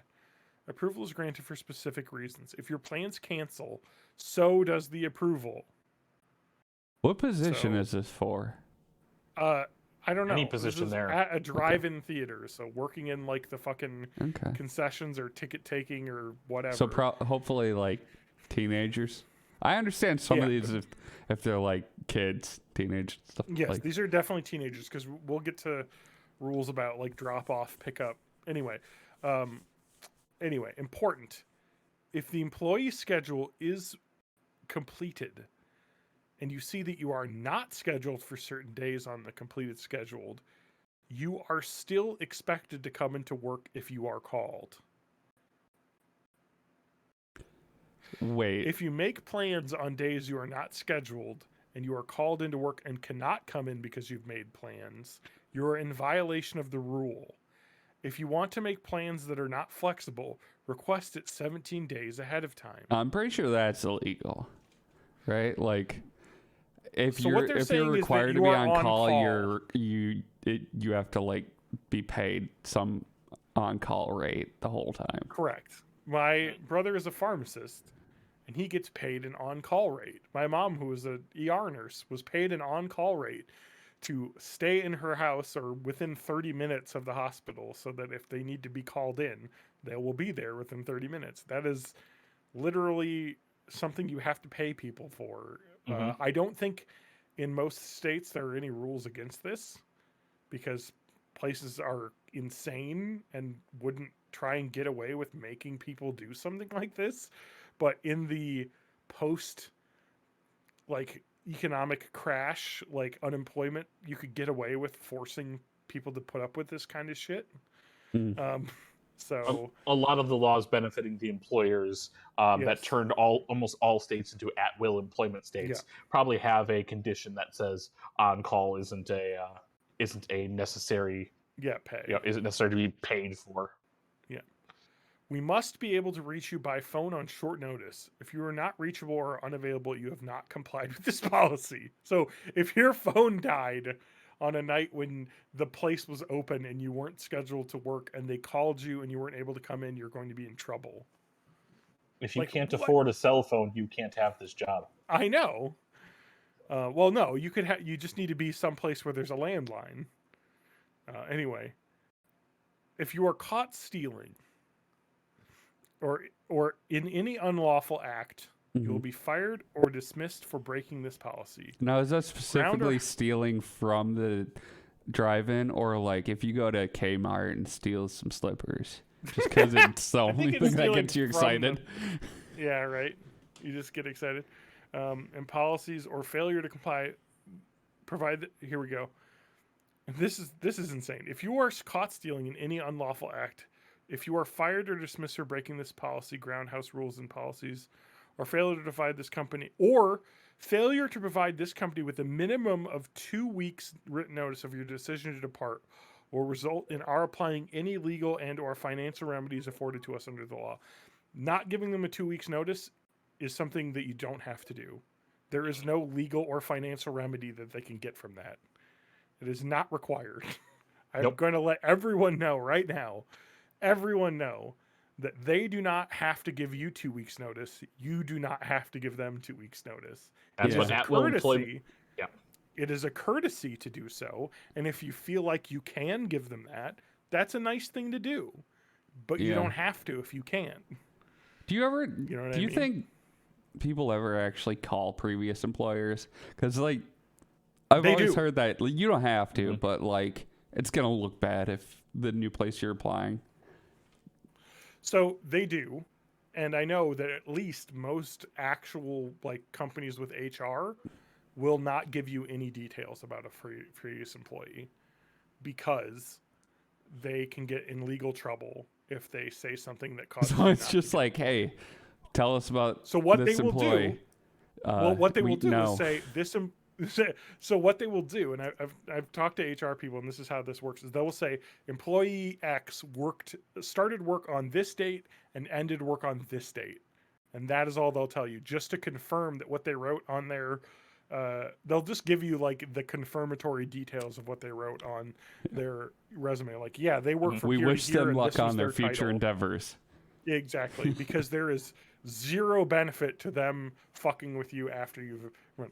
Now, places like Benji's, which I'm sure is run as a private company by an owner who obviously is insane, probably would talk shit about people and then not realize, and probably it would be fine because all these people are high schoolers that don't really give a shit. I also know that places definitely do on not that call previous level, like employers. if it's like a transitional thing and you're like going into a real job, they're not gonna fucking call the drive-in you worked at.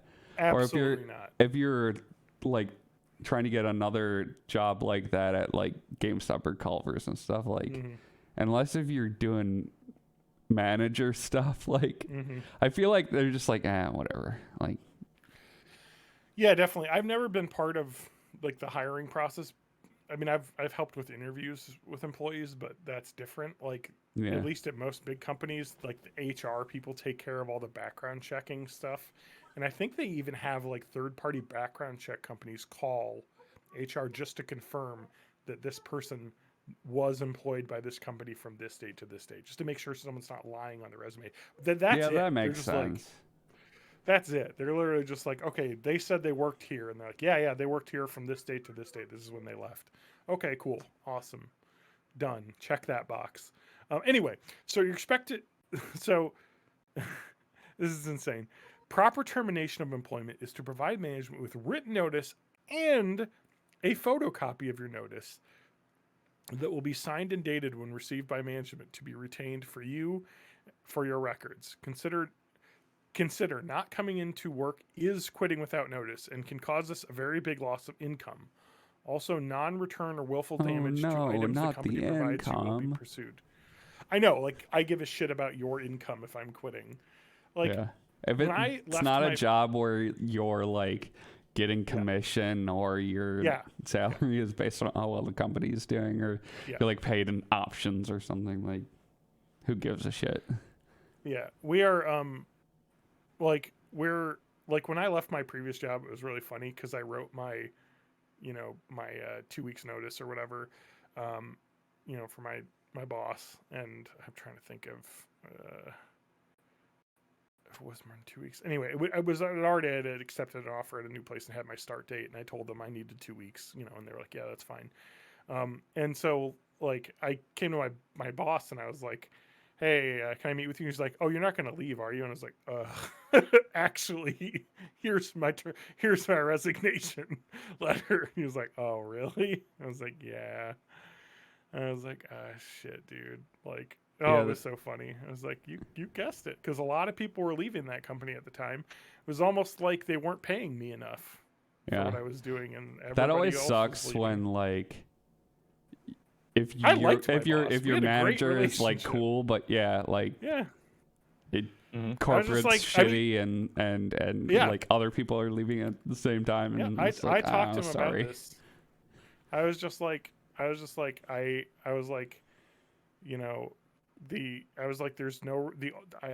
really enjoy it here. I like all the people I work with. The only reason I'm leaving is because you guys will not give me a raise.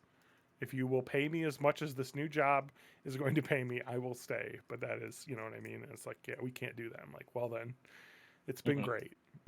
Like, no ill will. I was like, because like that's the way you want to end things, because you never know who you're going to end up working for again. But you also don't have to be nice if they're shitty to you. Like trying to. Anyway, this number 5 is pretty good. We got 3 more rules here, so we got 5. If you leave this business under any violation of these conditions of employment or circumstances that are deemed negative, you're to never return to this business with or without a ticket. You may never return under any circumstances to the Benji's property or any land owned by this business. You are banned. Fucking grudges, man. Yeah. Each employee signs in and out individually. No employee may sign in prior to the time assigned on the work schedule unless approved to do so, but this all makes sense. Like you can't have someone sign in for you. That makes sense. You got to be diligent and say, you can't say you signed in early and claim extra money. If you show you're not going to get overtime unless they approve it. And do so with careful handwriting so we can read the times. If you forget to complete, so they're literally just handwriting in timesheets, which is insane. If you forget to complete the timesheet or do so in a manner where we cannot decide what was written, you will be paid for your time, of course. But for the time in question, you will wait till the next pay period for that time to be entered. What? What is that? If they can't figure it out, they'll... It gets pushed back a paycheck. Yeah, they'll be like, well, fuck it. It gets on hold until we can talk to them. So it's... I guess that kind of makes sense. Well, it doesn't, like, when I was at Full Compass for several years, like the first couple of years, we were still doing paper timesheets too, and that was like 2013-ish, and then it was like, this fucking, really? Still? I'm going to tell you that I don't think I have ever worked at a job with paper timesheets, because my first job when I worked at a McDonald's didn't have paper timesheets. We had employee ID badges that we signed in with like a code. We had like a number that you would sign in on like the computer when you're clock in, clock out. And then when I worked at the call center, we had badges that they just tracked us when we entered the building and left the building with the in-out badge for our time. Now, and even then, I think we just entered in our hours because we would be logged into the system for our hours. You would have logged in time, per day. And then I'm trying. Yeah, they let you work overtime all the time there too. They didn't give a shit. They're like, if you want to be on the phones taking cold calls, we'll let you stay longer. Like, yeah, get away, enjoy that. Whoever enjoys that. So each. Going back to that rule is, I don't think Matt's 100% right with the reasoning. I mean, if the guy wasn't fully insane, I would say that's probably the case. But I'm thinking that is a punitive, like he's doing it as a punishment specifically, because it really wouldn't take him until the next validation, not the current validation, unless if he just like time card. Doesn't look at the sheets at all until the night that he's like submitting all the payment stuff, and which wouldn't surprise me. All right, true. So that was written, but okay. Anyway, you will wait until the next pay period for that time to be entered. Signing in for time not earned is stealing time. Please refer to number 4 above. You got time to lean, you got time to clean. This one, here's where some of the insane rules come in. Any persons bringing you or picking you up from work must obey all house rules and policies, speed limit, headlights, etc. I mean, that all makes sense.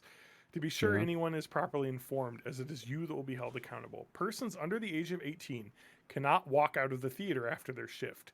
They must be picked up by a parent or guardian.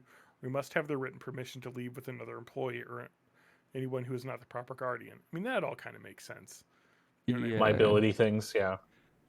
So there may be other rules that will come into play after you're hired, including our employee manual. The following are examples of the ground rules. This is the rules that you need to follow. These are like the employee conduct rules.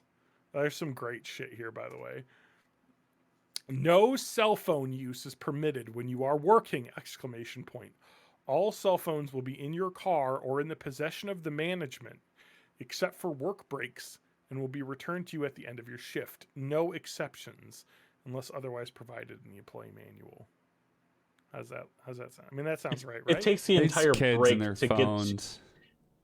break to get to your car to get your cell phone. Exactly. And that then have to put it back. The Amazon P bottles. Yeah. Because the way that they were doing the Amazon employee breaks was your break started as soon as you walked away from your station, and you get 15-minute break, but it takes like 8 minutes to walk to the toilet, and then 8 minutes to walk back. So you're going to be late because you had to walk to the bathroom. It's kind of bullshit. No body piercing adornments other than up to 2 earrings, 1 in each ear. So if you have more than 1 earring in each ear, also if you have 2 earrings in 1 ear, that's not allowed. And those are your only piercings. Now, tattoos must be covered by clothing, gloves, or bandages. I'm actually surprised that the earring rule didn't say lobes only. Yeah. Oh yeah, I'm really Or management cartilage. That's approved a little bit methods. too racy, you know. Yeah. Yeah. The tattoo this thing, that was a rule at Starbucks when I was working there. That's Like fucking people had to do like insane. medical tape and stuff over their tattoos. It is such a thing that is not around anymore. Yeah, At most I think it places, went like- away while I was still working Yeah. there, but definitely at the beginning it was a thing. Yeah, I think that was a GameStop rule too, at least for certain tattoos. I while really worked there. like this fun shit going on here. This includes when you are arriving, departing, or during work, or at any time you are representing us.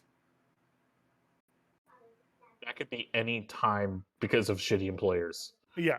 No, this is what they say. If you're in Benji's work attire, this would include offsite settings. So it's like if you're wearing your uniform, you need to cover your tattoos and shit. Yeah. You I'm may gonna not walk wear, away this and is- fix a drink, but I'm gonna bring my phone and still be listening. Keep going. Okay. Okay. We got a few more here. TJ and I can go on this.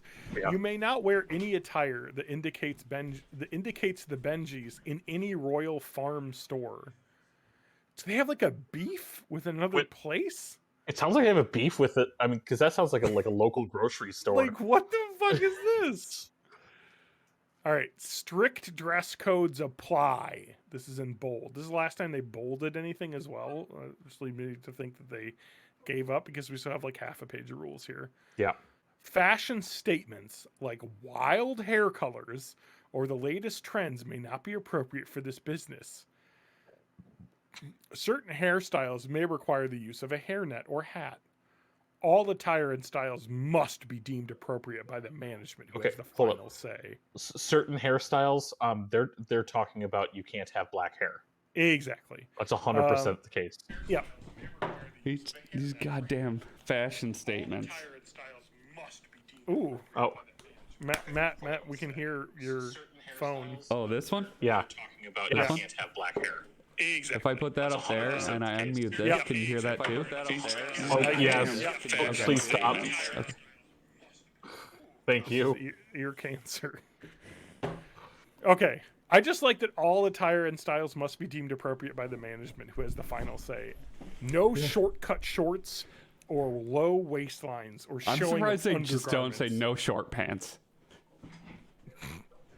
or tying up shirts are just some examples of what we are communicating. I do like any place where they like force you to do that. Yeah. Well, like, and the fact that it seems like when you're shopping for clothes, you have to send a quick pic to your employer to get approval. Like, is this okay? Can I wear this hair, please? No. Employees will be given shirts and or other articles of attire after the training period. Once you are given these shirts, they'll be worn always. Proper care of your clothing is responsibility as well as keeping them clean. Always? Garments become stained and bad looking. You get a replacement by just turning in the bad article. This makes sense. You got a uniform. You know, if your I'm uniform's fucked up, get her. I'm surprised at how lenient they are on this. Oh, I'm surprised there wasn't a clause about your You're your paying shirts for will your shirts will come out of your paycheck. It doesn't have that going ahead. Anyway, all clothing or equipment must be returned before your last paycheck has been received. Any willfully inflicted damage on items will be returned. Will be charged to the employee at the retail or replacement price. Any items not returned will be to the cost to replace the unreturned items. That all makes sense. Like, Yep. You got to turn in your uniform because they're not charging you for it. Mhm. It's owned by the company. You know what I mean? I'm certain they probably have a contract with a Cintas or some sort of Yeah, Yeah. thing where it's like turn in your dirty uniforms and get fresh ones. Cintas or Cisco or something. Yeah. If you're not getting shirts or attire, the only acceptable dress shirt is shirt with no. Yeah. Okay. This is all basic shit. Wear a white T-shirt or a black T-shirt or whatever. If you're given equipment, i.e., radio, communicators, flashlights, you are responsible for that equipment. You are financially responsible for damaged, lost, or stolen equipment. So, lose a flashlight at work, that comes out of your paycheck. There's no way they track that. Yeah, sounds like this place doesn't have business insurance. Yeah. Yeah. Like, come on. Well, Here's and here's. I'm gonna okay, give go them ahead. the benefit of the doubt and say that is like if you smash something there that's valuable and people see you do it, then you're liable for it. I don't know. Maybe that's too generous. So here's an interesting one. Okay, in food service, no one can have nail polish or adorned nails when working in concession stand. this makes sense. You That can't was have fucking also a shit. Starbucks rule. And we were also not allowed to have perfumes, colognes, or like Yep, heavily yep, scented things because it interfered with the Yeah. sensory experience of the coffee. Well, at the end of the day, some of that is partially food safety. Oh Yeah. yeah, definitely. So- I mean, I work in food safety, so I know Yeah. all this shit. Again, certain hairstyles may require the use of a hairnet. That's with cooking. It's up to the discretion of the owners. When you're dealing with cooked food, with raw food, you have to wear hairnets. Do I have to put it on my head? You know what? It's up to the manager to tell you that. Okay. Here, this is so good. I love this one. If you come to the movie, employee privileges are free movies, and you are needed to work, expect to be drafted if you are needed. Also, any employee breaking any of the theater's house rules or causing any disturbance are grounds for dismissal or disciplinary action. So if you come in on a night where you're going to watch the movie free with your friends, it might be like, hey, go work in the concessions. Yeah. Like, what the fuck That's is fucked this? up, but not surprising considering they No. already said, like, you have to be on call literally Yeah, all the time. exactly. Yeah. This is my favorite one here. There's a couple ones that are really good here. When you are working, family, friends, and new acquaintances cannot stop by, converse with you. If the situation comes up, the only correct response is, I am sorry, I am working now, and I cannot carry on this conversation. If the person persists, walk away from them. Or you may say, and believe this, continuing this conversation will result in my dismissal. If conversation or engagement does continue, action on the management's part will happen. So don't talk to anyone. What is this fucking But high-pressure drive-in movie theater? But also, if you're coming in on your free night to watch a movie with your friends and you're drafted, you can't talk to your friends. When your work shift ends, you may not, quote, hang out. When the work shift ends, you must leave the theater. But also, if you're under the age of 18, you cannot walk out of the theater after your shift. So you must be in the limbo zone. Like, what is this insane shit? Like, they're just like, you can't stay here, but you also can't leave. But also, if you do leave, you need to be called in at any time. Like, it's basically like you need to live here, but you can't be here if we don't want you here. It's insane. You will not leave the workplace without management knowing. If there are any accidents or injuries, or as the result of any unlawful or unreasonable act, you must submit to the immediate drug testing. Failure to comply means you have given up any rights, recourses, damages, or litigation against this company. Well, are they paying for the drug testing? Of course not. Yeah, of course not. Of course not. That's it. I do want to post that the Benji's people. it's said a that they- response. No, there's a response to this, yeah. But Yeah. the response was, we have removed this employee requirement and are researching it, changing it, and we realized that our policies were outdated. So This They could obviously be as simple as, like, this is just a form that Yeah. they downloaded from whatever. you're right. Honestly, Bossresources.com. reversing- Yeah. Like It's what funny my that like how much of landlord that did shit with actually gets used. with Yeah. his lease addendums, like, Uh-huh. and he clearly has no fucking idea what's in any of that shit. Yeah. I mean, for the most part, this is pretty basic shit. The insane shit to me is the on-call policy. Yeah. Is Yeah. insane. The 17 days written notice is The idea insane. that if you're Written there notice, and they need Signed. you, you're obligated to. You have no choice. You have to start working. yeah. All the other like policy stuff is obviously stuff that's probably like the thing is that like when you think about this, most of the stuff is going to be enforced by managers. So if your managers are like fine, they don't give a shit basically. Yeah. You know what I mean? But if you have someone who's a dick, they basically can be as much of an asshole as this thing allows them to be. But then there's also the beef with the what I think Oh is yeah, a you missed supermarket. this. They said you may not wear No, any I heard that. I attire- heard that on my phone. That's fucking ridiculous. What is this like? I'm looking this up. Royal Farm Store. What is that? You're not allowed to be fresh, seen real wearing fast. our merchandise or our uniform. Royal Farms is a world famous chicken and fresh kitchen grocery store chain in the like mid east, like Okay. Delaware, Maryland. I don't know what that has to. Look this up. He's got a beef with the Royal owners. He's got- Farms Benji's. What? Oh wait! Oh my God! Oh kidding shit! me? I see it too. There is actual beef here. Looks What up is what's- this shit? Fill me in. Benji's Drive-In awarded $838,000 in suit against Royal Farms. What is this? What is? Hold on. Oh my God! Yeah. Okay. Here, I can't read it because it's BaltimoreSun.com and it requires oh no, continue with that disabling. Benji's lace appeal during found effectively ending casing. So there was an appeal that was turned down. So what they were saying is that there was a Royal Farms grocery store whose lights were bleeding into the drive-through, and the drive-through was suing them, saying it was ruining their drive-in movie theater experience because the grocery store's lights were on too late, basically. Okay. It sounds like this owner is an insane person. Yeah, that owner is D. Edward Vogel, according to this Yeah. article I'm reading. So the jury awarded the owner $838,000, enough to build a 25-foot high stone wall to block the light. The judge overturned that award the following September, and evidence presented at the trial does not support the jury's finding that Royal Farms light constitutes a nuisance under the prevailing Maryland law. He also, the driver should be afforded no legal protection beyond that given any business.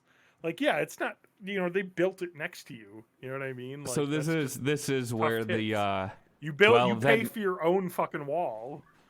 yeah. Well, no, Mexico will pay for it, but so the decision was reversed, which is why the dude is Yeah. still so pissed off about it. Yeah.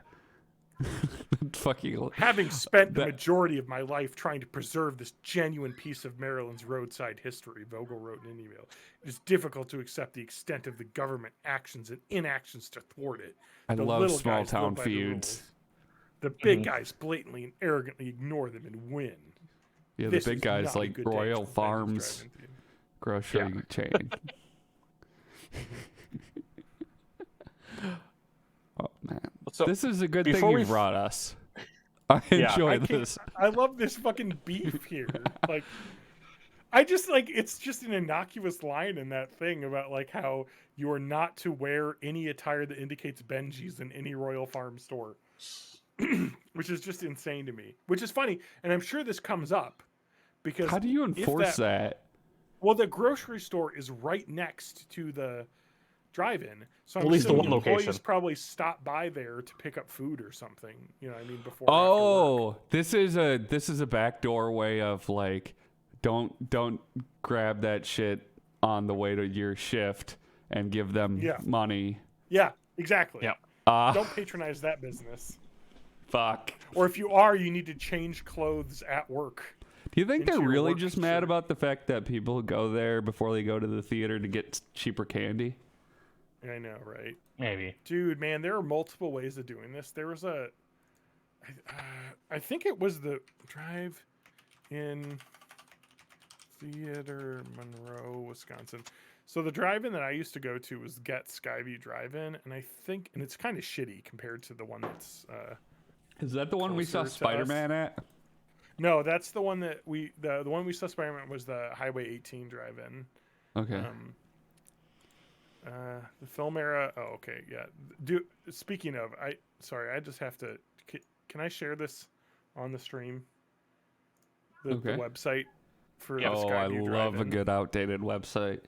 Oh, it's good. Oh shit! I feel like I'm gonna read about like reptilian conspiracy theories and shit. Uh huh. Oh man! Cash or check only. No plastic or passes accepted. You see, it's General a edition. it's a drive-in movie theater, so it's a nighttime thing. So that's why the page is black with neon Oh. green and white text. My friend wrote about this. JRath. Check out the links to the future or lack of or no carry-in policies. I can't remember if this is the one where you're allowed to carry food in. I think you are. How would you not at a drive-in? Like, hey, I'm gonna search your whole car. It's like a border checkpoint to get No, into the drive. Skyview has a no carry-in policy as other venues for all beverages. So yeah, you can't carry anything. They got pizzas, burgers, hot dogs, popcorn. Try I and love a stop me, drive-in. dude. It's like, it's easy enough when I'm wearing a winter coat. If I have a whole car to hide shit in, like, yeah, Good luck. good fucking luck. Yeah. So I just The wanted to share trick that is- website design because it's incredible. I don't like that theater as much. It's all right. Here's a trick for 18. sneaking cheaper sodas into drive-in theaters. You can take your windshield wiper fluid, empty that out, put some Baja Blast in there. Nice. They'll Wait a never minute, wait a fucking minute, know. wait a minute. They'll never know. Now, Matt, here is the Highway 18 drive-in website. Oh, I love I it. don't know which one is more Oh, the sparkly outdated gift and background. Oh my god, it's so good. sparkling fucking light. Is there a date animated at the GIF bottom? background. Does it say like let's see here. copyright Nope, 1996? last updated 2021. I love that. They were reopened in spring 2022. Let's see here. Theater For some policies. reason, we were all like thought people cared that like when the last time the website was updated. They're like, oh yeah, sure. They'll scroll to the bottom of the page and need this date. I love this shit here though. The fucking policies at this place are so insane. Like because they're like. I Gotta be, like, love those hardcore. like that button gradient too. No carry-in food or drink of any kind, size, or amount may be brought into the theater property. I love that they write these excuses as if there's stuff that's obviously has come up at some point. Yeah. Regardless of your intentions to consume these items. No exceptions and no excuses. This includes bottled water. You can't have a bottle of water in your car and come in. Like, what the fuck is that shit? Doggy bags from dinners. Let's say you went to dinner and you had leftovers. Yeah. Leftover items from the picnic, beach, birthday party, groceries, etc. Here we go. Baby formula and whole fruit, not juice, and vegetables for small children are allowed. I love that they have to say, yeah, you can bring baby formula in for your child. If you have any carrier and items in your car, you may leave them at the box office and pick them up on your way out. Once If past the you box are office, lactating, you have to empty those puppies out before you get in here. If all of this one, if you are caught with these carrying items, you may stay if you donate all the items to the Jefferson Food Pantry. If you refuse to donate these items or become argumentative or otherwise verbally abusive to our staff, you will be ejected from the theater grounds without a refund. Anyone rejected from the theater may not return that same evening. If you have any special needs, you may contact us via email at least 24 hours in advance. And your email must specify what items you bring in. Please note that you have any items in our concession stand are gluten-free, dairy-free, casein-free. Will not honor any special needs or requests. Do not contact us 24 hours in advance. Like, that shit is insane. Because I talked to Adam about this because he was talking about how he has this drive-in theater that him and his family go to in Illinois, and it's free for all. Bring in all whatever you want. And they just charge like more for the ticket price. That sounds way cooler. Like, let me pay $50 to come in with like a carload of people, you know, like let's fill up my car with people and food. That's fine. Instead of $10 a person. Like Yeah. let's do that. I don't want to do, but The I like Benjis.com website it's not as good as the others, but it's like baby's first Squarespace template. It's not good. Yeah, I do feel for drive-in theaters because it's like they're like people already don't want to go to theaters, and then drive-in theaters are even more like less things. Ooh, house rules. Yeah, that's what I'm scanning to look for good ones because you gotta obey these too if you're an employee. Oh, good. Alcoholic beverages Common not promoted. sense. That means any dumb old thing that the owner thinks everybody should agree with is a rule. Obscene language or profanity will not be tolerated in caps. Here Do we go. not shoes and shirts must be worn at Oh. all times by all See- persons. No exceptions, this is- caps. this Do is- not this is insane. carry shoeless children. This No this shoeless is children insane. allowed. This is insane though. Benji's fucking progressive on this. Outside food and beverages. Outside food and beverages are restricted from the premises. We will offer this option. You must purchase a permit to bring in outside food or beverage in the box office before you enter. As per the conditions of the permit, you may not share food or drink with persons who came in other vehicles. Please note the cost of outside food and beverage permit is $20. So it's like if you come in with your family and you have just like a fucking cooler full of sandwiches and sodas and stuff, $20. That's like reasonable to me because that's cheaper than buying like fucking four $20 sodas at the thing. You know what I mean? Like at least they have an option. I love the Like- whole like caps lock for emphasizing words thing that's I going know. on with this whole website. Yeah. You wait, let me read this correctly. You may not photograph or videotape or record in any way on the premises. Please do That not is attempt to so skirt good. this rule. All media will be confiscated. Yeah, they're just it's just like you got to imagine. I do like the outside food and beverage policy though, huh? Yeah. I feel like this whole all copy on this website was written by somebody that comments on local news articles. Oh, this is good. Heads up to all pet owners. It is possible that we will restrict pets from attending the theater. But it says you're allowed to bring pets responsibly. All pets on a short leash, 6 foot or shorter. Potty rules are as follows. Do not let your dog hike its leg and pee on our parking poles. All patrons with dogs must either carry a pooper scooper or plastic bags to pick up after the dog and dispose of the waste properly. Yeah, this is fair. Like, at least they let pets. You cannot bring pets into the concession stand, obviously. You can't bring a pet into the food area. I don't even understand what this is emphasizing. The playground is closed when the show begins. Yeah, I know. Because, like, a lot of those places have, like, a playground in front of the... This is the way that the Getz Skyview Drive-In was like, you get there at, like, 6, the movie starts at, like, 7:30, and parents are just kind of hanging out in lawn chairs, and kids are off playing tag in front of the screen. Never approach the box office on foot. Go to a manager or a field crew. They are easily spooked to the box office. You cannot approach them directly. Well, yeah, because the box office is like a drive-in window, so they don't want people walking around where cars are. I will say that the at least the Highway 18 outdoor theater, which I really liked when we went to and saw Spider-Man. Lauren and I have been there multiple times.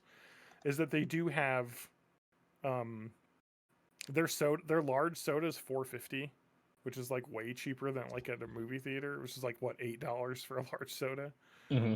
With refills are $1.50. Like, okay, they do sell bug spray as well, which is very smart. Because I did not bring bug spray and I died. But they got like hamburgers $5. It's not that bad. They're at least reasonable price wise, unlike some other places. So pets aren't allowed in the concession stand or the bathrooms. And my question is, what if they know how to use a toilet? Yeah, what if they have to? Like, Yeah. I've trained them. There's no rule that says a dog can't play basketball, so guess we gotta let him play. Yeah, that's true. There's no specific rule against it. They have a maximum leash length. It's 6 feet. Yeah. Well, yeah, you can't have And like a some of 30 these rules are my just dog's writ- on a leash. It's 30 feet long. Some of these rules are just like written in title case. For some reason, they're just like, yeah, every word gets a capital letter. It's great. I love this Skyview Drive-In website. This is insane.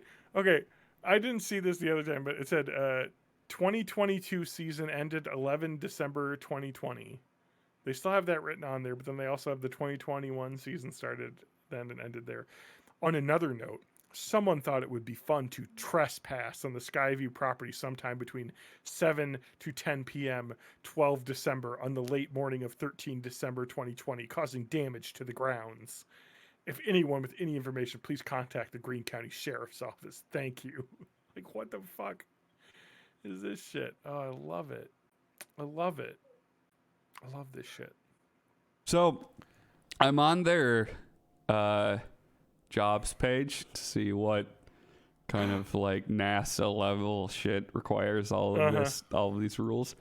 It's selling concessions, box office cashier, maintenance, janitor, and ramp and field attendants. And it looks like their main responsibility is telling people where to park. So, this is so insane. This, like, I love small towns. I just love the shit that exists because, like, it gets theater, which is where I saw every movie as a child because it was Monroe. It was the only theater around. They had 3 screens. You know, at one point they only had 2, but then they added 2 others. So they had 3 screens. It's been in downtown Monroe on like the historic square. The building's awesome. The theater is incredible. It's been around for 80 years. Like, I've seen so many awesome movies there. I love this place. But, like, who runs this place? They have now hiring assistant manager and vendors cashiers.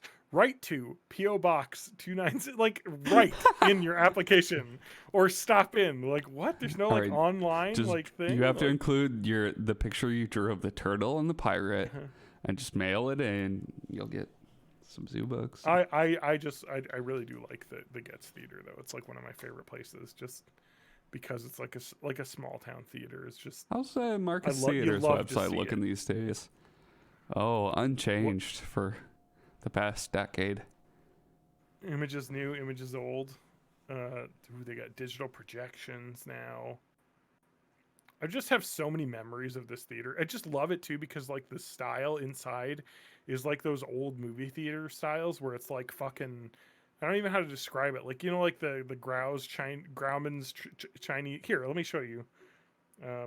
Yeah, the place. No, that a lot of premieres and shit happen at.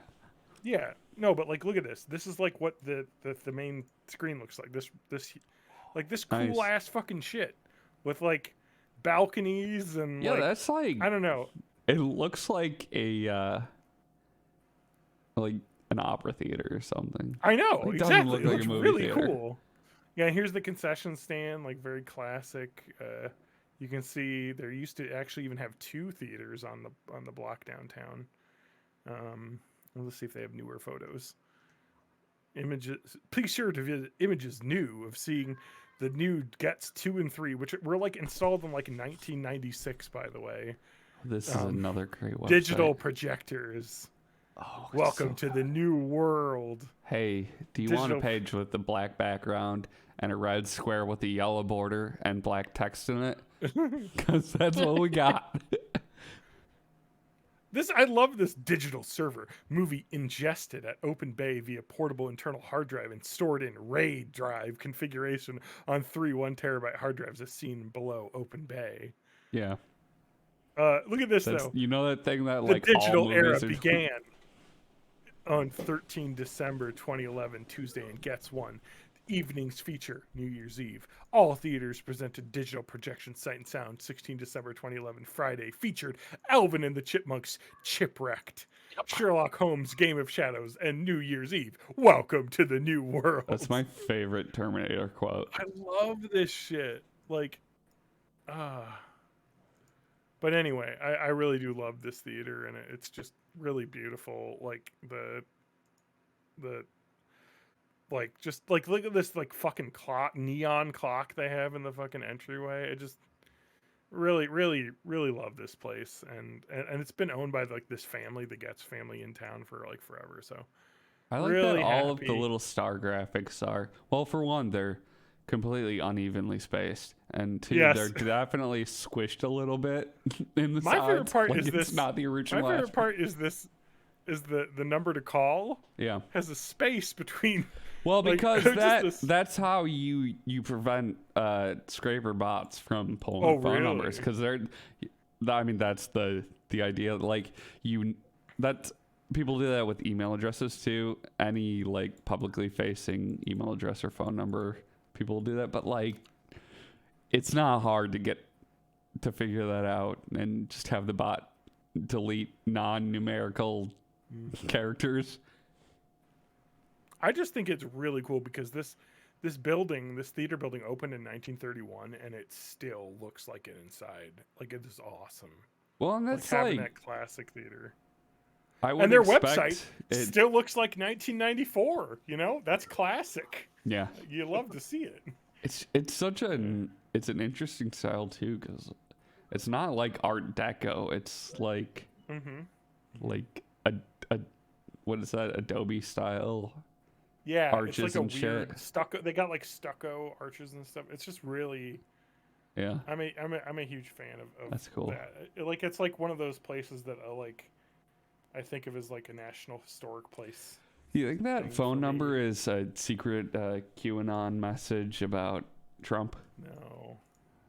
No, but what I really love about that is that I remember as a child that being like my exciting thing to do is call that number at home and see what movies are on the weekend, you know, and be like, oh, listen to the movie times. Like, because you wouldn't can't just look it up online. You got to like call in and see what the movie times are. Did you ever call the weather phone number?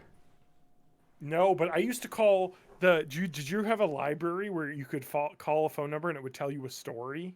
No. Do you remember that? Sounds Oh my God. cool. For The some Monroe reason, Library when had, I was a like, kid, I thought like calling the weather phone number was cool. I was like, you Yeah. just call and then a recording tells you.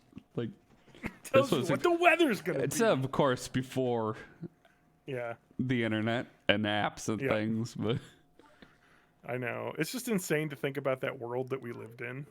It's just completely gone. it's just yeah, like how difficult it was to get information. Yeah, in exactly. all Like information forms, was basically. difficult to get across. Like the only way to get information was to like physically go to some place or have a phone conversation or a recorded phone answering machine to like get Yeah. this information. It wasn't just like, oh, let me just type it in and look it up. And instead of Now it- Wikipedia, you had somebody going door to door selling remember. encyclopedias that Yeah. like, and then once you had Writing them, papers you're never in gonna high buy another school. set. So these Uh-huh. are Hopefully like nobody finds out 10-year-old any new things. yeah 10-year-old that encyclopedias contradict. that you're doing your report from. I'm sorry, my book report or my history report said that we only have 48 states. That's the newest version of the Yeah. dictionary we had, or the encyclopedias we had. Anyway, now I just want to drive to Monroe just to watch a theater at the movie at this theater. I mean, Let's World do War it. One. Field trip. My encyclopedia still talks about the Prussian Empire. Yeah. You want to see They don't- Dog? They don't have Uncharted a or World War Merryman? II, and they call this one the Great War. Great War. So it's outdated, I think. No, let's I think go. I got- Let's do a field trip to that theater. We'll drive down. TJ will sounds drive cool. up. We'll meet in the middle. Oh my God, Matt, we have to go to the Skyview Drive-In this summer.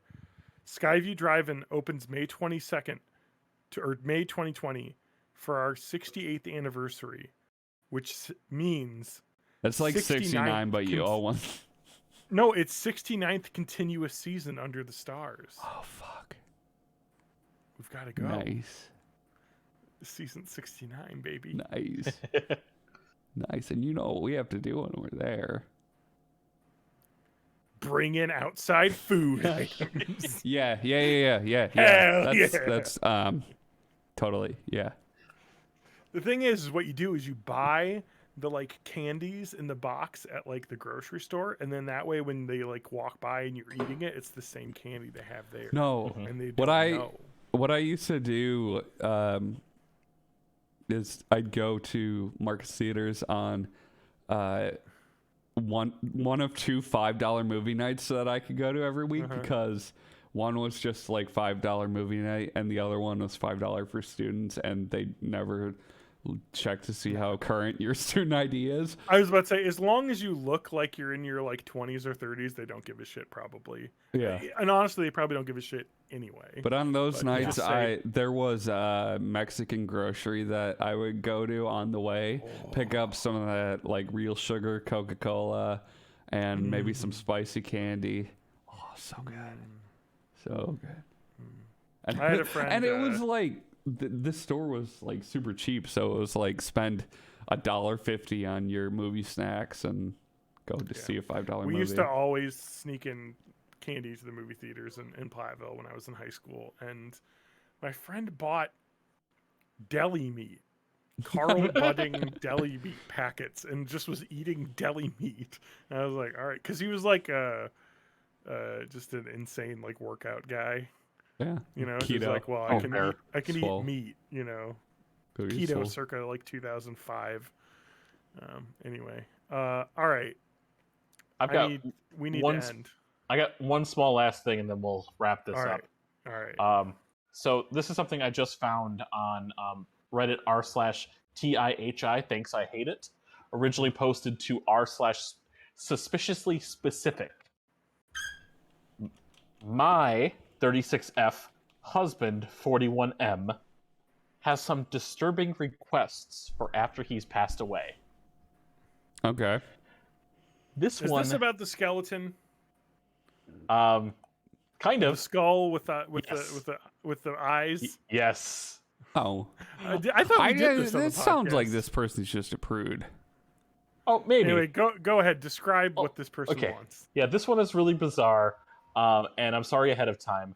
My husband of 12 years had some medical problems recently.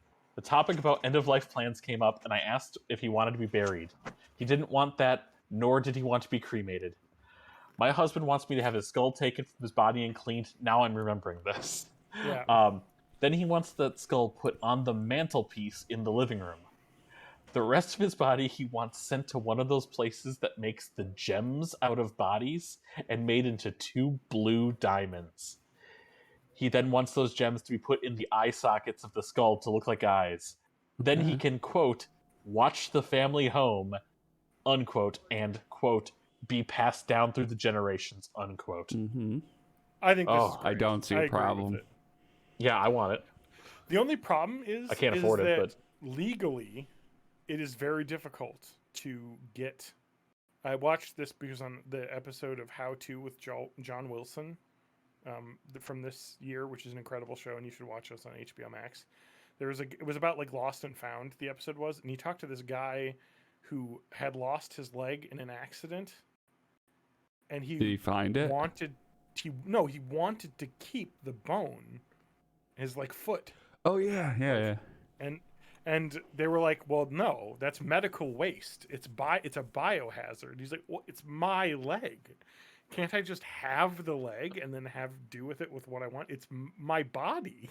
It was like this weird, like, because They do when you allow die- that sometimes. Like I used to follow Yeah. this woman on You Instagram who I think she had some kind of bone cancer in her leg and had to get it amputated. And they just like let her keep the articulated leg, and she traveled around and took like vacation pictures with it and stuff.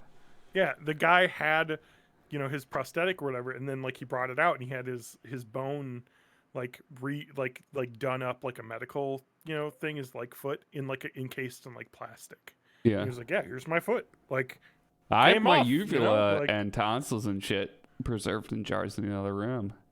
Just Nice. It's but like a conversation piece. I think with the skull thing, I think that there's even special things that after you die, your body is like property then, and it like has special laws over how it can be used. So I don't think you're allowed to take body parts. check your local state and country laws for what you Exactly, can do with your own exactly. dead body. Yeah, Can there's. I mean, if have it's my skull? a skull that's cleaned and prepared, then I think that's fine because you can actually buy like human bones at. Oh, so there's an various article stores. here from the Atlantic, written by Caitlin Doty. I don't know if you've seen her like YouTube channel that she has, and I think she does like TikToks as well. But she's like the whatchamacallit. She wrote the book "Will a Cat Eat My Eyeballs?" The big questions. She writes a lot about death. She's a funeral professional, and so she's got some really cool shit. I like her a lot. But Oh fuck! I'm she into wrote a this. whole article about how it's basically impossible to get like body parts after that. Like in reality, it's near impossible to get legal permission to display a relative skeleton. Like it's just Really? she could create a written, signed, dated document explicitly stating she wants you to have their skull after they dies. It would be similar to a document if you sign, for body for scientific research. But even with that paperwork, and aforementioned head removal, the funeral home cannot legally hand over the head because of something called an abuse of corpse law. These laws vary from place to place, but sometimes be a little arbitrary. For example, the law in Kentucky says you're committing corpse abuse if you treat a dead body in a way that would outrage ordinary family sensibilities. But what is an ordinary family? I mean, your ordinary family. Dad was a scientist who always promised when he died you could leave his collections of his Bunsen burners and his skull. My dad was H.H. Holmes. Exactly. So, because of abuse of corpse laws, nobody's dead body is technically claimed as property. So it's like there are, let's see here, there are no federal laws buying, owning, or selling human remains unless the remains are Native American. So if you have the remains, you can sell it. So it just sounds like you need to have your parents shipped to a certain... very strict laws on importing remains, though. So that's where the bottleneck is.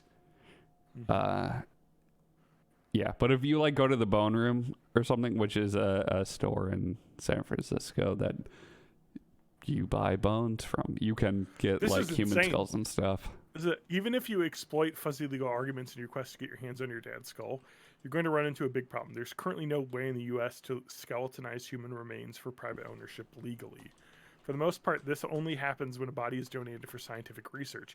And even this explicitly isn't legal. It's just authorities tend to look the other way for museums and universities. Under no circumstances can you skeletonize your dead dad and display his head. Yeah, that's it. It's like they don't get a permit to do anything with it.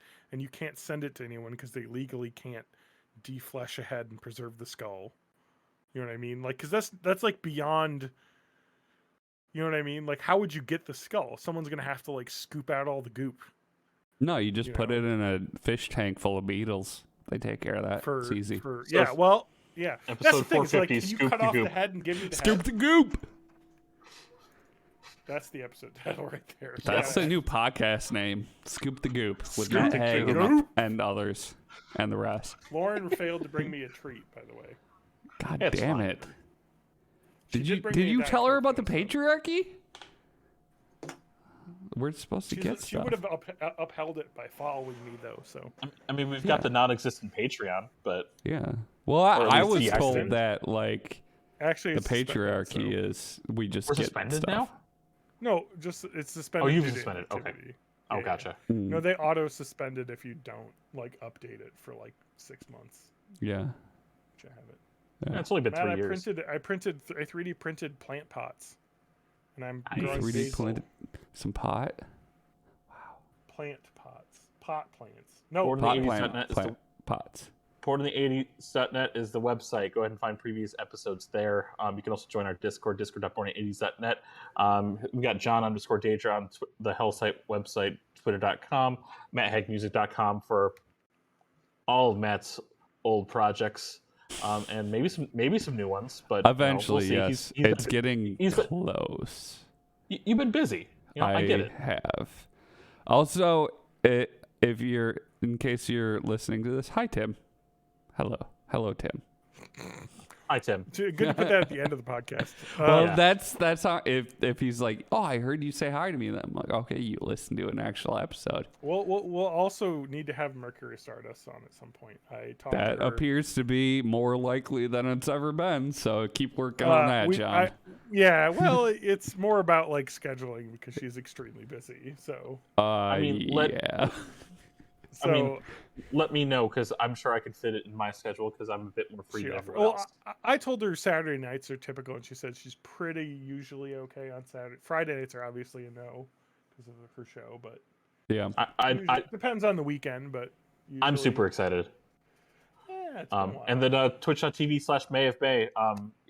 Kick me in the ass and get me to stream more. So Do Okay, I will do a keep you do a involved. rhythm Pokemon stream. I Is found there my a old Pokemon rhythm game? Well, I use the Probably. rhythm method to get Pokemon. Okay. Yeah. I found my old blindfolded Rhythm Heaven run where I didn't I where I was didn't in the complete it chat for some properly. of that. I remember that. Yeah, you were. Yeah. But bye everybody. Bye. Don't get in fights at Walmart. Or do and tell a good story on your podcast. Yeah, that's true. Okay. My Streamlabs has been fucked up for a while, so I'm just gonna have to end this stream by force quitting the program. Okay. Um, It says you we're could- still